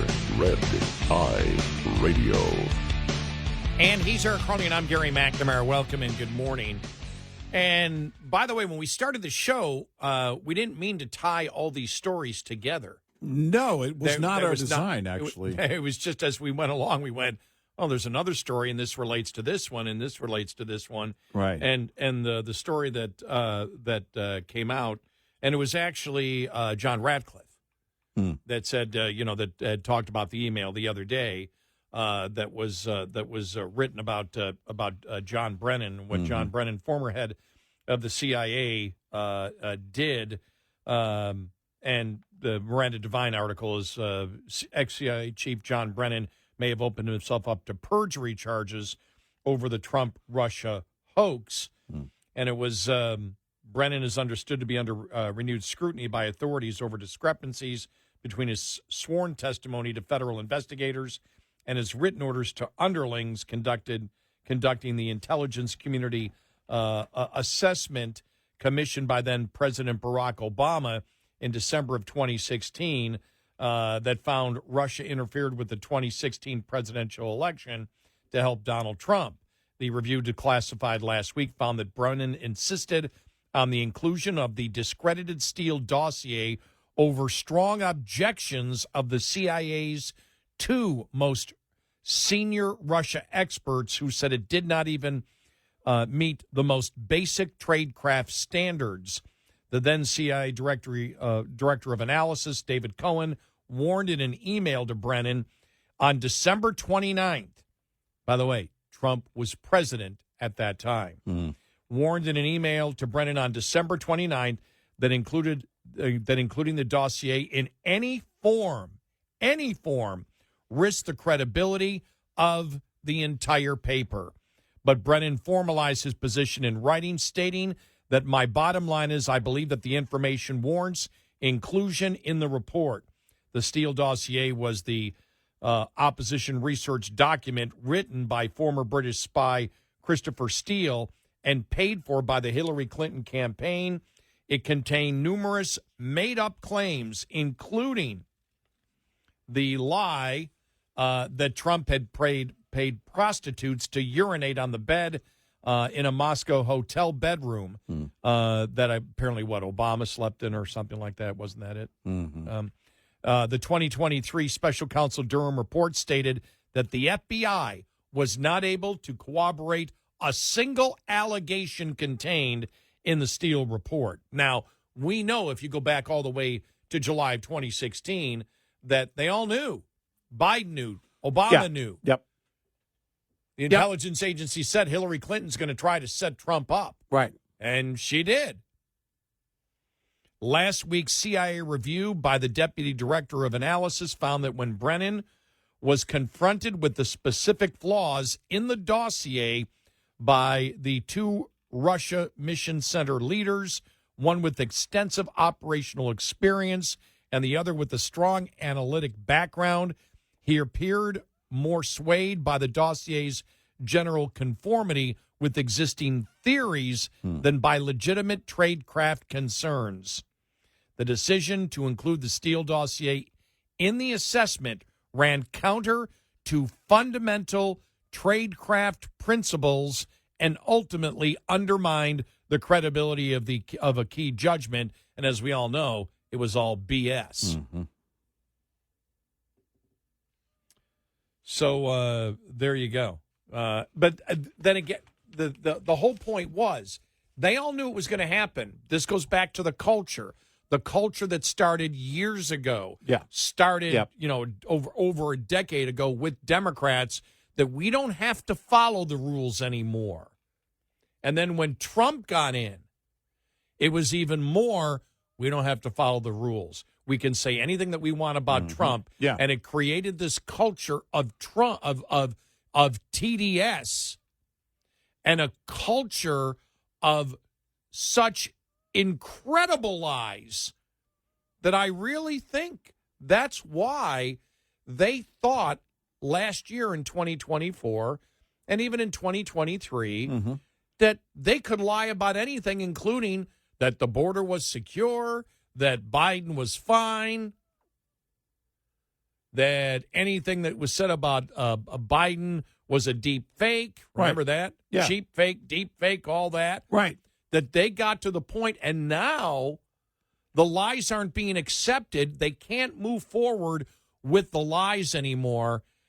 And so what you've got is an entire party, not just the politicians, but as the Axios story points out, from the anonymous 8 out of the 9 Democratic congresspersons who have said that their constituents want blood.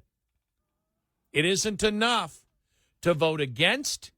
They No. want blood. That's a quote Yep. from one of the anonymous Democratic congresspeople. Well, and again, we talk about, and we go back to the Lois Lerner thing because of how that was all playing out and what they were saying at the time. Well, there was a couple of rogue agents in our Cleveland office. Remember that? Mm-hmm. Couple of rogue agents. No, it's facilitated by the tone that is set by those in power, in office. And the culture is created by those same individuals over a long period of time. It doesn't happen overnight. It happens through, again, indoctrination. But it also happens in today's world, you can communicate with anybody and everybody all the time. You have the potential reach if you're on social media. The shooters in Alvarado on Friday, according to authorities, came together online. They didn't know each other, but they had the similar mindset. They clearly had a similar goal. And so when you talk about this in terms of the Brennan thing and what we know about the Russian collusion hoax, and you think about how sophisticated, a very Clinton-esque plan, and how sophisticated that was. But it requires the cooperation, and she knew this, of people at the highest levels in those departments, the two main agencies at play here to get all of that going so that the media would carry it and run with it were the FBI and the CIA. And so we can answer Joe Scarborough's question that he asked the other day. Let me play this audio here. All right. When he asked this question on MSNBC. And why is it that in the Democratic Party, the three most compelling figures, the mayoral candidate, Bernie Sanders, and AOC, the three most compelling figures since the election have been far left of, let's say, the mainstream of a lot of Americans? Why can't moderate Democrats, why can't conservative moderate Democrats like you make that same compelling message? It doesn't matter, because that's where the people that vote for Democrats are. Yep. That's why. Right. Joe, if you wonder why, everything that we've just covered here over the last couple of hours, all the different stories. That's where your base is. That our intent when we started the show, we had no idea we were going to tie them all together. We just started going through the top stories of the day and went, oh my God, they're all communicating the same message. Mm-hmm. There is a culture of incredible violence, racism, misogyny. There's a culture that has been mainstreamed inside liberalism and a significant portion of the Democratic Party. Right. Yep. And it's the most active part of the base of the party, the rank and file. Yeah, it's the loudest part, yeah. And I go back again, how unprecedented it is when you look at the charges filed today against 11 different people from Texas who didn't know each other, who did not know each other, met up apparently on the internet is what is being reported at this time, that you get 11 people that are willing to conspire, plan, which is be premeditate legally, have enough evidence if they were caught to show body armor, guns, fireworks. And what they did was they went to the ICE detention center, not too far from where I live, shot fireworks, vandalized vehicles, so unarmed ICE agents would come out, and they had two people in the woods with rifles. Yep.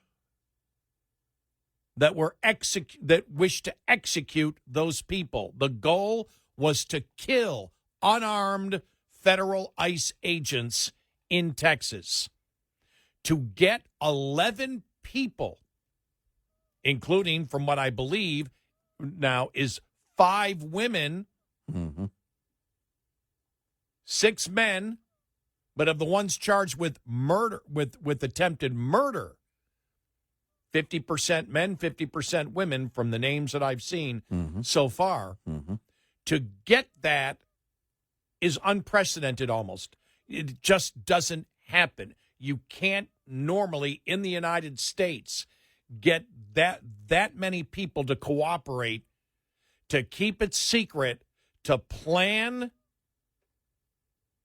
the execution and the escape of a murder plot.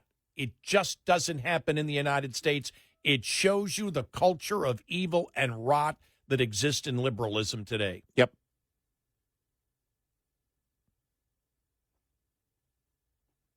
It's that about says it all. It's really and it, as heinous as it isn't shocking.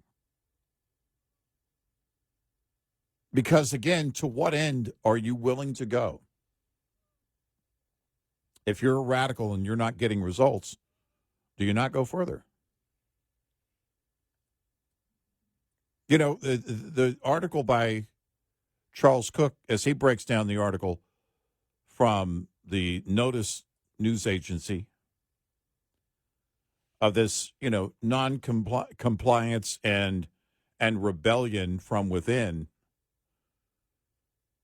as a way basically to shut down the government, shut down what they call the Trump regime. How far are people willing to go? Yeah, authoritarian regime, which is a lie right there. They use Right. the term one of Yeah. those that requested anonymity said. Right. We know authoritarian regimes, and this is one. Yeah. Well, that's a load of horse manure. Right. It is. As Charles Cook writes, the fact that they can't distinguish between those is bizarre. And a good reason why they were fired. Yep. They should be gone. They absolutely should be gone. And if they're found to be interfering, again, anything that applies when it comes to the law, if they're breaking the law here, or if anyone that's still employed by the government is breaking government policy and employee policy, fire them. And if they're breaking the law, then make sure you prosecute them to the fullest. 866-90-RED-EYE. Lines open for your calls. 866-90-RED-EYE on Red Eye Radio.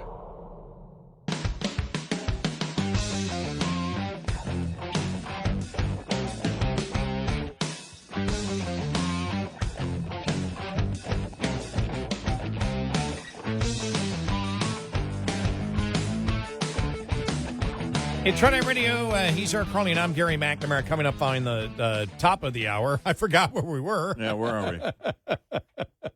The show's just flown by today.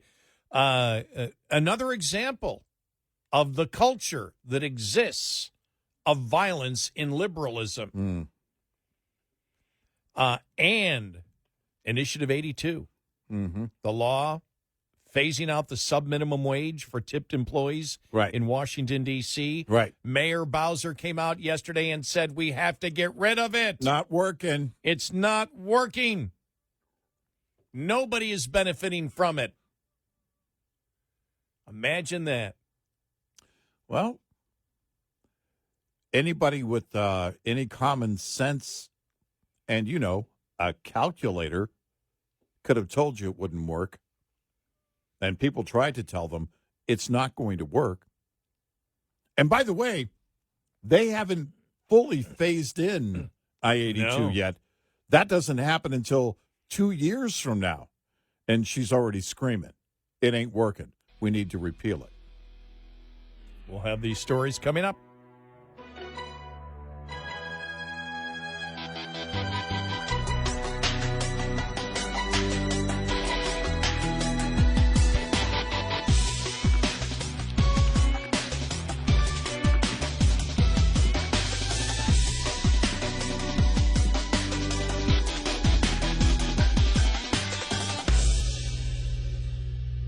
This is Red Eye Radio on Westwood One.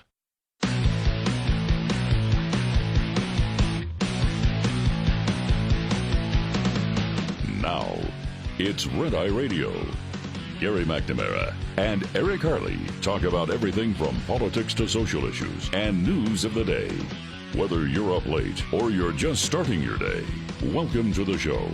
From the Uniden America Studios, this is Red Eye Radio. And we are Red Eye Radio. He's Eric Carly, and I'm Gary McNamara. Welcome and good morning. Thanks so much for being here this morning. So as you and I talk about the culture of evil, the culture of murder, the culture of violence, the culture of identity politics, of racism, the misogyny of the radical transgender movement, the women hatred that exists today that comes from liberalism and the modern Democratic Party. And, we've given a bunch of different examples of what's going on in liberalism today. Everything from the planned mass murder of ICE agents in Alvarado, Texas, to everything else that we brought up, from going back to the whole John Brennan thing from way back then. What else do we have here? The other shooting, the other attack, attempted attack in Mission, Texas, on ICE agents, but they were able to kill the shooter in that case. The shooter did in that case, and in the case in Alvarado, the another shooter in that case. They in both of those shootings, there was a local police officer that was shot. And then the Axios article about 9 Democrat Congress people interviewed. Right. 8 anonymously. Right. They're afraid of their own constituents. Yep. Their own constituents want blood. Yep. Axios, a liberal newspaper, writing what 9 liberal Democrat Congress people are saying about their constituents that show up and show up at their town hall meetings and communicate with them. As one said, they want blood. And then this just across in the last few hours. Came across at 9:30 last night. Bill Maloogian. And I just happened to be going through X, and it was Bill Maloogian, abhorrent, and he just says abhorrent. And then there's supposed to be a post there, and the post is unavailable. And I checked, the post has been deleted. The page has been deleted. Well, okay, somebody took the screenshot on it. What was Bill Maloogian talking about? He was he wrote this 6 hours ago on X. I just spoke to Border Patrol Chief Gregory Bovino, who was the official on the phone with L.A. Mayor Karen Bass at MacArthur Park today. I asked him for his message to her as she demands raids end. He said, I don't work for Karen Bass. Better get used to it now. And then there was a response by somebody by the name of Matt, who says, and they will get shot by the Los Angeles public. I want to see a few dead ICE agents, Los Angeles. Don't let me down. Wow. Only a little bit of researching, Bill Maloogian. Does some research. It appears that, and his name was Matthew Ghana. It appears Matthew has political aspirations for San Antonio. San Antonio City District Council, one candidate. This from March 7th of 2025 from the San Antonio Report. Then, to go down, because I was telling you earlier when I saw the story, I said, I don't know if I'm going to put the name out because I don't know. And all of a sudden, Bill Maloogian puts it out. Then, Tricia McLaughlin. You may not know who she is. Tricia is the Assistant Secretary, Department of Homeland Security, gets involved in it and wrote, San Antonio City Council candidate calls for the killing of ICE law enforcement officers in Los Angeles. Depraved. We'll see you soon. Wow. And again, his page has been deleted when I just checked it out. Again, goes to the culture where they believe that they can get. They believe they are so bulletproof that they can advocate. And remember, this is last night. After everything that's happened in Texas over the last, since Friday. And the attempted mass murder of ICE agents and 11 people charged today. And then the other one in McAllen, was it? McAllen, yesterday. Yeah. Mm-hmm. And still gets up there and says, don't let me down. Kill ICE agents. Yeah.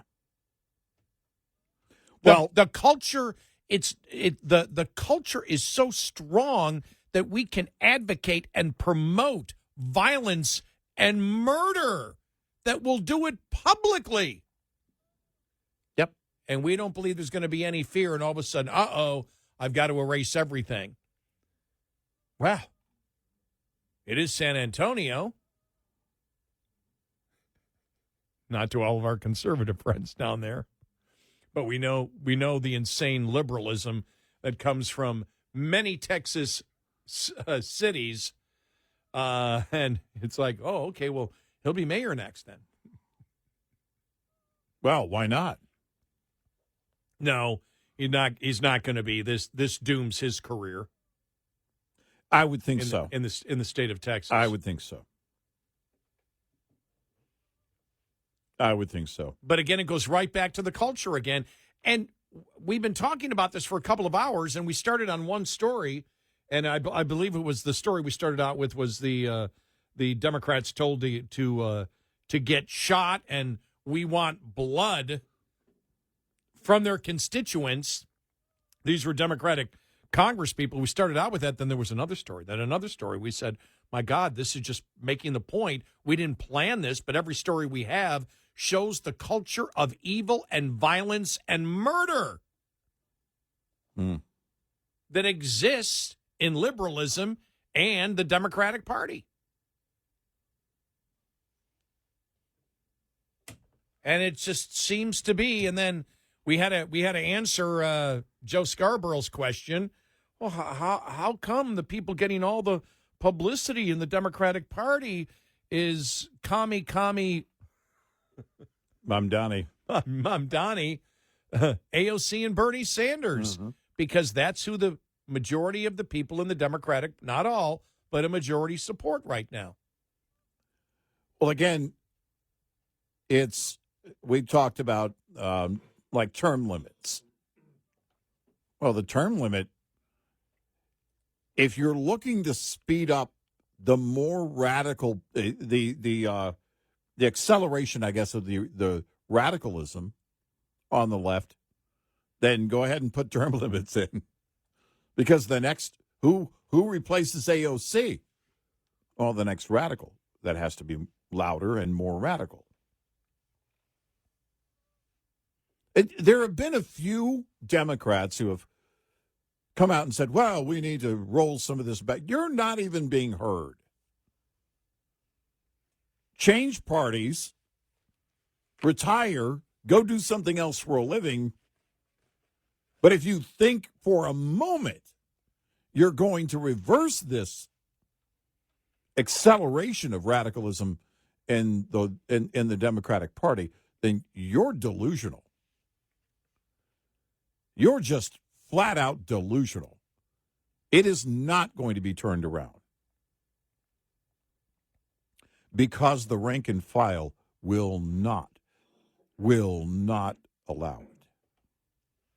To the point that 8 of these 9 Democratic members of Congress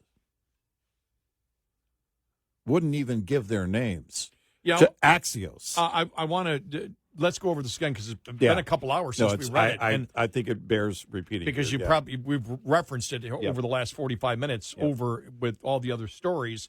But Axios has a story. Axios is not a conservative publication; they are a liberal publication. Right, we know that. Yes, we want to tell you that because it's why it matters. Well, it's why. Well, I mean, the accusation would be, well, you guys are conservative, and it's a conservative, and it's Fox. So, fine. This is a liberal publication talking to liberal Democratic congresspeople. And you made a point earlier, but let's interject it. I'll interject it here to set the tone here because it is interesting to wonder how this came to be that Axios is talking to these 9 members of Congress that are Democrats. Yeah. How did that happen? I know. But it's Democrats told to get shot for the anti-Trump resistance at town halls and districts and one-on-one meetings with constituents and activists. Democratic members of Congress are facing a growing thrum of demands to break the rules, fight dirty, and not be afraid to get hurt. House Democrats told Axios they see a growing anger among their base that has, in some cases, morphed into disregard for American institutions, political traditions, even the rule of law. This idea that we're going to save every norm and that we're not going to play Republicans' game, I don't think that's resonating with voters anymore, said one House Democrat. Another told Axios that a sense of fear and despair and anger among voters puts us in a different position where we can't keep following the norms of decorum like they are. Yeah. Axios spoke to more than 24 House Democrats for this story, with many requesting anonymity to offer candid insights about their interactions with constituents and activists. And by the way, only one of the 9 that they mentioned gave their names. For months, Democrat lawmakers have fumed that their base's demand to fight harder misunderstand the lack of legislative and investigative power afforded to the minority power in Congress. Well, they proves our point. They don't know the 3 branches of government, obviously, either. Right. We've got people who desperately wanting us to do something, no matter what we say. They want more, said the one representative who gave his name, Brad Schneider of Illinois, the chairman of the center-left New Democratic Coalition. He must be the only member, as Eric said earlier. Yeah, right. Liberal voters have angrily accosted Democrats at town halls for, in their view, not doing enough to counter President Trump's agenda. In response, some Democrats have tried to up the ante, heckling Trump, mounting rogue impeachment attempts, and getting tackled by law enforcement, and even indicted in their efforts to scrutinize the president's deportation campaign. The grassroots wants more. Some of them have suggested what we really need to do is to be willing to get shot when visiting ICE facilities of federal agencies, a third House Democrat told Axios. Our own base is telling us that what we are doing is not good enough. There needs to be blood to grab the attention of the press and the public. Oh, I guess they have to make noise, huh? Yeah. That relates to the Alvarado, Texas, attempted mass murder. That's what one of the suspects allegedly told law enforcement. Right. A fourth House Democrat said constituents have told them civility isn't working. Prepare for violence.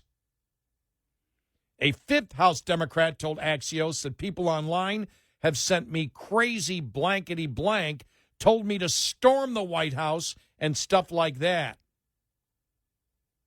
While other Democratic lawmakers said their discussions haven't gone that far, nearly everyone who spoke to Axios cited examples of voters' panic and fury, fueling demands to adopt brute force tactics. A sixth House Democrat said that when they try to persuade voters to channel their frustration into a focus on winning back Congress, people who are angry don't care about that. They don't accept it. They're angry beyond anything that has to do with being part of a democracy. It's like the Roman Colosseum. People just want more and more of this spectacle, said a seventh lawmaker. Schneider, like other Democrats, said Trump impeachment efforts have proven extremely popular with grassroots voters, that even as he's tried to shoot them down as impractical, they simply find the idea irresistible. Wow. Many lawmakers said these voters tend to be white, well-educated, and live in upscale suburban or urban neighborhoods. What I've seen is a demand that we get ourselves arrested intentionally or allow ourselves to be victims of violence, and a lot of times that's coming from economically very secure white people, said an eighth House Democrat. You notice no names. Right. Not only would that be a gift to Donald Trump, it would make the job of the Republicans in Congress easier if we were all in legal trouble. We are a group that is disproportionately people of color, women, LGBTQ people, people who do not fare very well in prison. Are they saying, wait a minute, you white people are telling us marginalized Congress people to end up in jail? Yeah. I sense racism here. Wow. The expectations are just unreal. They're dangerous. The eighth House Democrat said. A ninth lawmaker told Axios, I actually said in a meeting, when they light a fire, my thought is to put it out. The ninth House Democrat told Axios, and someone at the table said, have you tried gasoline? That's the story. Yeah. And Democrat members of Congress are afraid to give their names because they're scared of their own constituents. They're afraid of the mob. Yep. 866-90-RED-I. Brought to you by Hot Shot Secret. Hi, I'm Jen Loomis, a transport safety expert at J.J. Keller, and I'm here to share a tip on speed and space management. In order to manage speed, you need to understand the 4 factors involved in stopping a vehicle. Perception distance is the distance a vehicle travels from the time you see a hazard until your brain recognizes it. The perception time for an alert driver is approximately 3/4 of a second.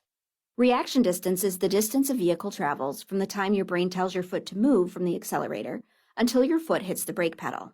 The average driver has a reaction time of 3/4 of a second. Brake lag distance also needs to be taken into account. When operating a vehicle with air brakes, it takes about half a second for the mechanical operation to take place. Finally, braking distance is the distance it takes a vehicle to stop once the brakes are applied. Braking distance is affected by the weight, length, and speed of the vehicle, as well as road condition. This tip was brought to you by J.J. Keller and Associates. Visit us at jjkeller.com. Get in touch with Red Eye Radio, toll free at 866-90-RED-EYE.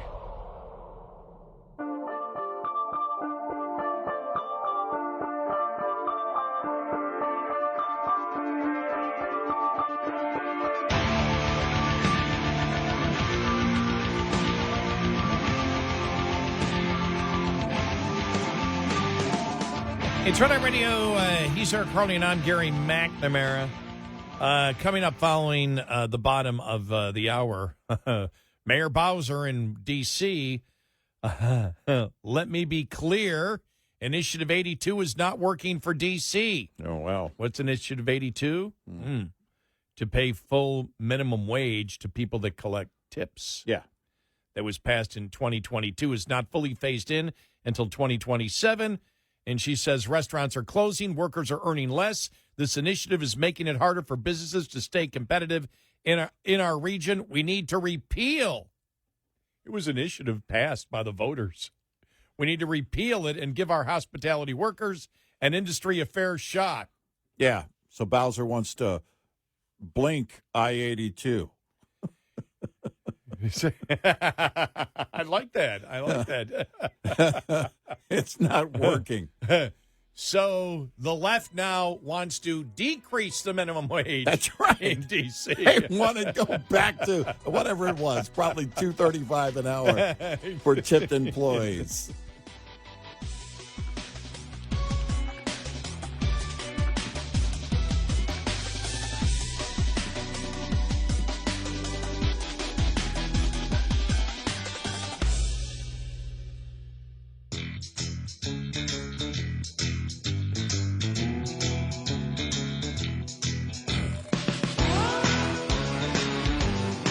Catch all 5 hours of the show live every night on the Red Eye Radio app. Available in the App Store. Red Eye Radio. And he is Eric Carly, and I'm Gary McNamara. Really interesting that Mayor Bowser in Washington, D.C. says we've got to get rid of Initiative 82. Now, Initiative 82 is a law that is phasing out the subminimum wage for tipped employees, gradually increasing their base wage until it matches the city's standard minimum wage. This means that employers are required to pay tip workers at least the minimum wage, regardless of tips earned.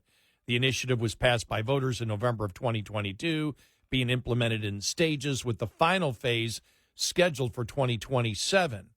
The goal was to eliminate the subminimum wage, which is historically lower than the standard minimum wage. I'm taking this from Google AI.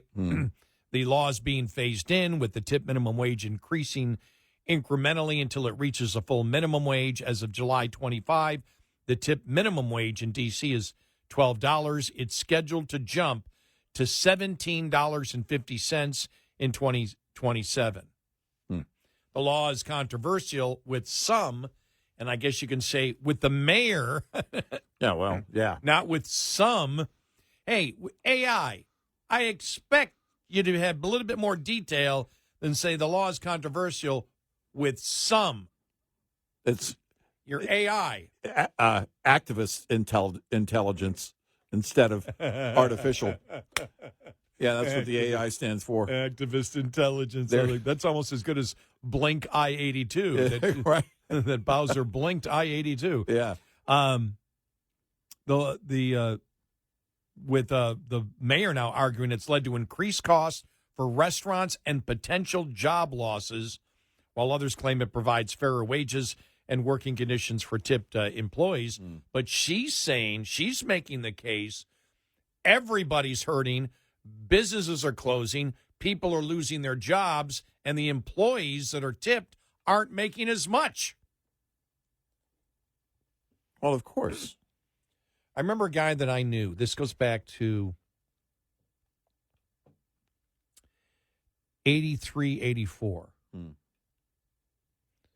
And I'm working in radio, Fort Walton, Pensacola area. And us radio guys, we hung around this one guy. And he was a server. Yeah. At a real great seafood restaurant. And he had to dress up a little bit.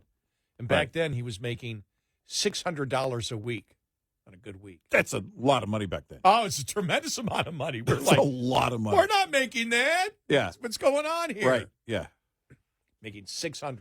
Right. And we said, well, we asked him one time, is tipping fair? He goes, what do you mean? Because of the way it completely changes the way that I treat every table. Right, yeah. Because I know there's a potential. It's a pretty upscale restaurant. He goes, but I know if I treat them right, I'm going to get tipped. Right. Really well. A friend of mine, dear friend of mine who has since passed, but left his job as a financial advisor for Fidelity to be a bartender at this high-end hotel. And he said, it's all tourists and business. It's all business travelers and tourists, primarily business travelers who are spending other people's money, their company money. And he said, the tips are unreal. And he said, I'm making twice what I was making at Fidelity. And he did that for years. And he said, it's not like the most crowded bar. He said, it gets busy. But he loved that job because the tips were unreal. And he could make a very good living. That was in Denver. Wow. Yeah. Yeah, I remember a guy at a corner bar, Gentleman Jim, we called him. And we would go in just to see him. We were in our 20s. And this is a guy and it was a corner, but he would walk in and he would set every bottle behind him. He would set it up where just the light that was a natural light would make the bar look beautiful. And he would play jazz and big band. He completely changed everything that was in that bar, which was normally like a corner bar. Right. He taught us, we would go in every Saturday night just to see him, and we would tip him well as we were in our 20s. Right, yeah. He taught us more about jazz music and everything else. We loved the guy because he was such a personality. Think about it, such a personality to get you to listen to music when you're out having a couple of drinks that you weren't even into at the time. Right, yeah. And you were like, we got to make sure we show up for Gentleman Jim. There was like a loyalty to him. If you're a good bartender and you've got a great gift of gab, and there are bartenders that are just there, then there are professional bartenders. Yeah. Well, after enough alcohol, even I'll listen to some jazz.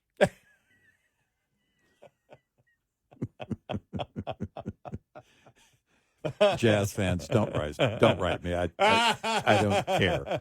I don't care. That's my response already to whatever you're going to email. Now, it all me. depends what kind of jazz. Yeah. Yeah. Or for me, any of it. Because Count Basie would be a little bit different than, Stanley Clark and Al Di Meola and Return to Forever. I prefer the greats like Kenny G. Now I'm begging for email. Oh, wait a Now minute. I'm begging for people to write me. And all I can think of now is Wayne and Garth right now. That was Kenny G, right? Yeah, I think so. It was like and Garth's listening to Kenny G, and he's in the dentist chair. Kenny G, and the very real part of that is that Kenny G has more musical talent than I'll ever even read about. I know. These are all fake insults. Yeah, of course. Really don't mean it. It's well, but Eric, also, Eric, I don't care. We could have been barred. What if we would have made more money as good bartenders than doing this? Well, I'm pretty funny, but then some of my jokes get pretty old, I'm told by my wife. But it's, and she doesn't drink, so I wouldn't make any money from her. I wouldn't be drinking my profits. That would be good. So, yeah, I think I could. I don't know. I would have the Taffer mindset. Well, and because like in a lot of states, you can't drink as a bartender. Yeah. Oh, is that state law in some areas? Yeah, in some states. Some states? Yeah, I didn't know that. But in when I grew up in New York, Mm-hmm. I was telling somebody the other day, they're like, "No way!" I don't know why I've told this story so much lately. Yeah. Maybe it's because we work overnights, but I was like, well, bars. When I was a club DJ, last call would be right before 4 a.m. Right. You had to stop selling at 4, and then people could finish their drink, and we'd be out of there at 4:30. Mm-hmm. It's yeah, right. Which is very much like this show. As I've said, this show reminds me of being a club DJ without the alcohol. Well, we have a ton of servers who listen to our show. I know. I mean, this is when they're closing up, and I've actually met a few of them by using my credit card at local restaurants. Actually, there were 2 or 3 of them. There's one guy I think of, Kevin, who is a great, great server, but he took my card, came back, started asking a couple of questions. You guys from here? You live around here? And then he goes, well, I got to be honest, I recognized your name and the whole thing, and said he listens, and some of the servers that worked at that restaurant listen after hours. So, we've got a big audience out there of servers. Yeah. Now that's a hard job, by the way. I could never do that. Now they close here at 2.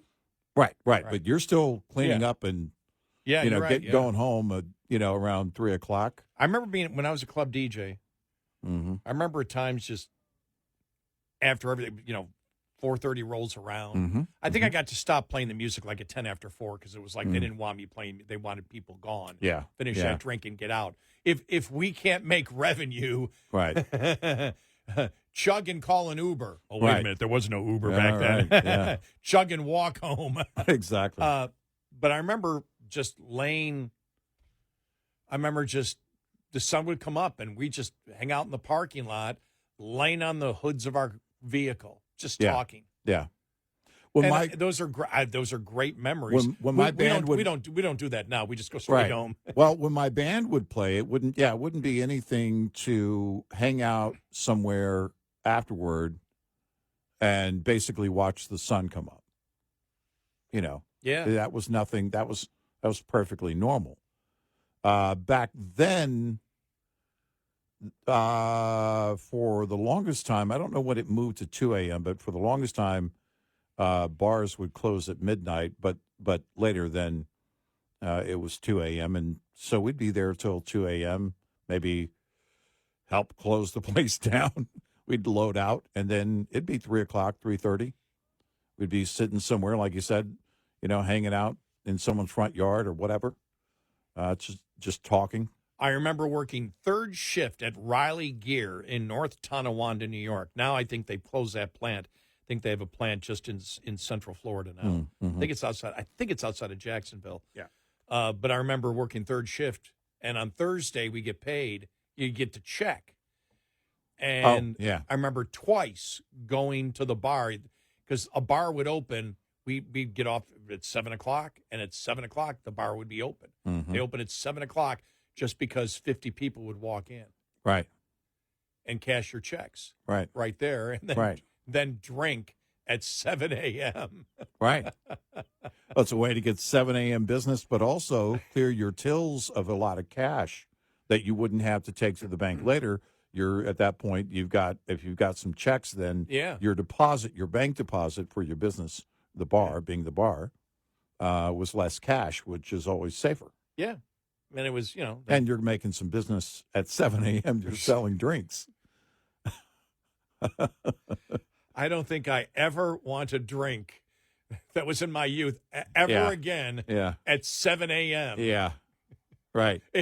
I don't want to stop drinking at 7 a.m. and I don't want to start drinking at 7 a.m. Exactly. I had a drink one time, I think it was around 6 or 7 a.m. in Vegas. I had been awake all night, not drinking. And then around 6 or 7, the person I was with said, hey, let's grab a drink. And we grabbed a drink, and, it was, the sun's coming up. There are people exercising outside. I'm like, this feels totally weird. I think I've told the story of one time, probably was 15 years ago, after it was snowing, lightly snowing. It was snowing, big flakes, not a lot of wind, nothing like that. Mm-hmm. I got home from the show, pulled in. I go, this is really accumulating fast on the driveway.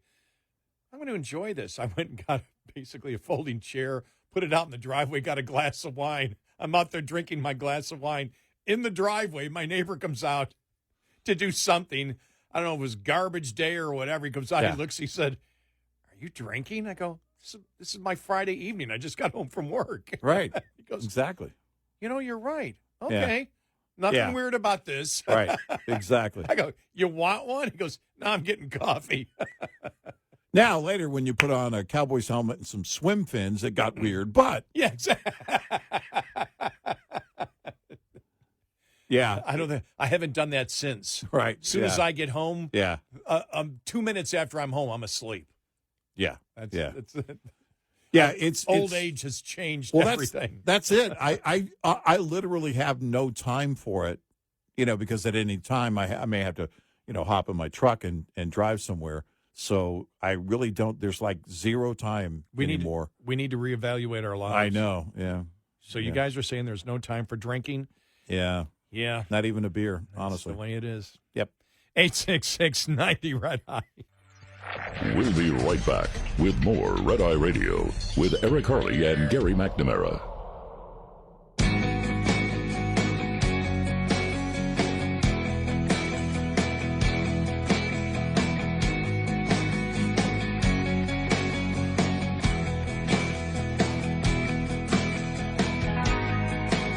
Red Eye Radio, he is Eric Harley, and I'm Gary McNamara. Coming up following the top of the hour, Trump's Energy Department warns Americans could face 800 hours of blackouts by 2030. Wow. And it's the same thing. Don't shut down the fossil fuel plants. Well, here's the thing. For those on the left, what you hope for, because you really do want to get, ultimately what they're trying to get is they're trying to nationalize energy. And you do that by breaking the private sector with traditional forms of energy, and you bankrupt them. That was the goal of Obama and others before Obama. And for years, they've been trying this. So what would you do in this case? You're trying to, the question would be, could you condition people to accept regular blackouts? The answer is no. Because if your phone goes out for 2 seconds, you're done.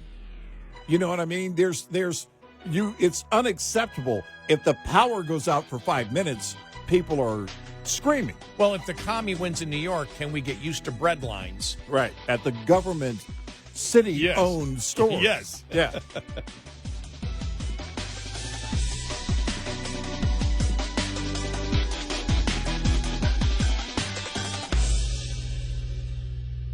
This is Red Eye Radio on Westwood One.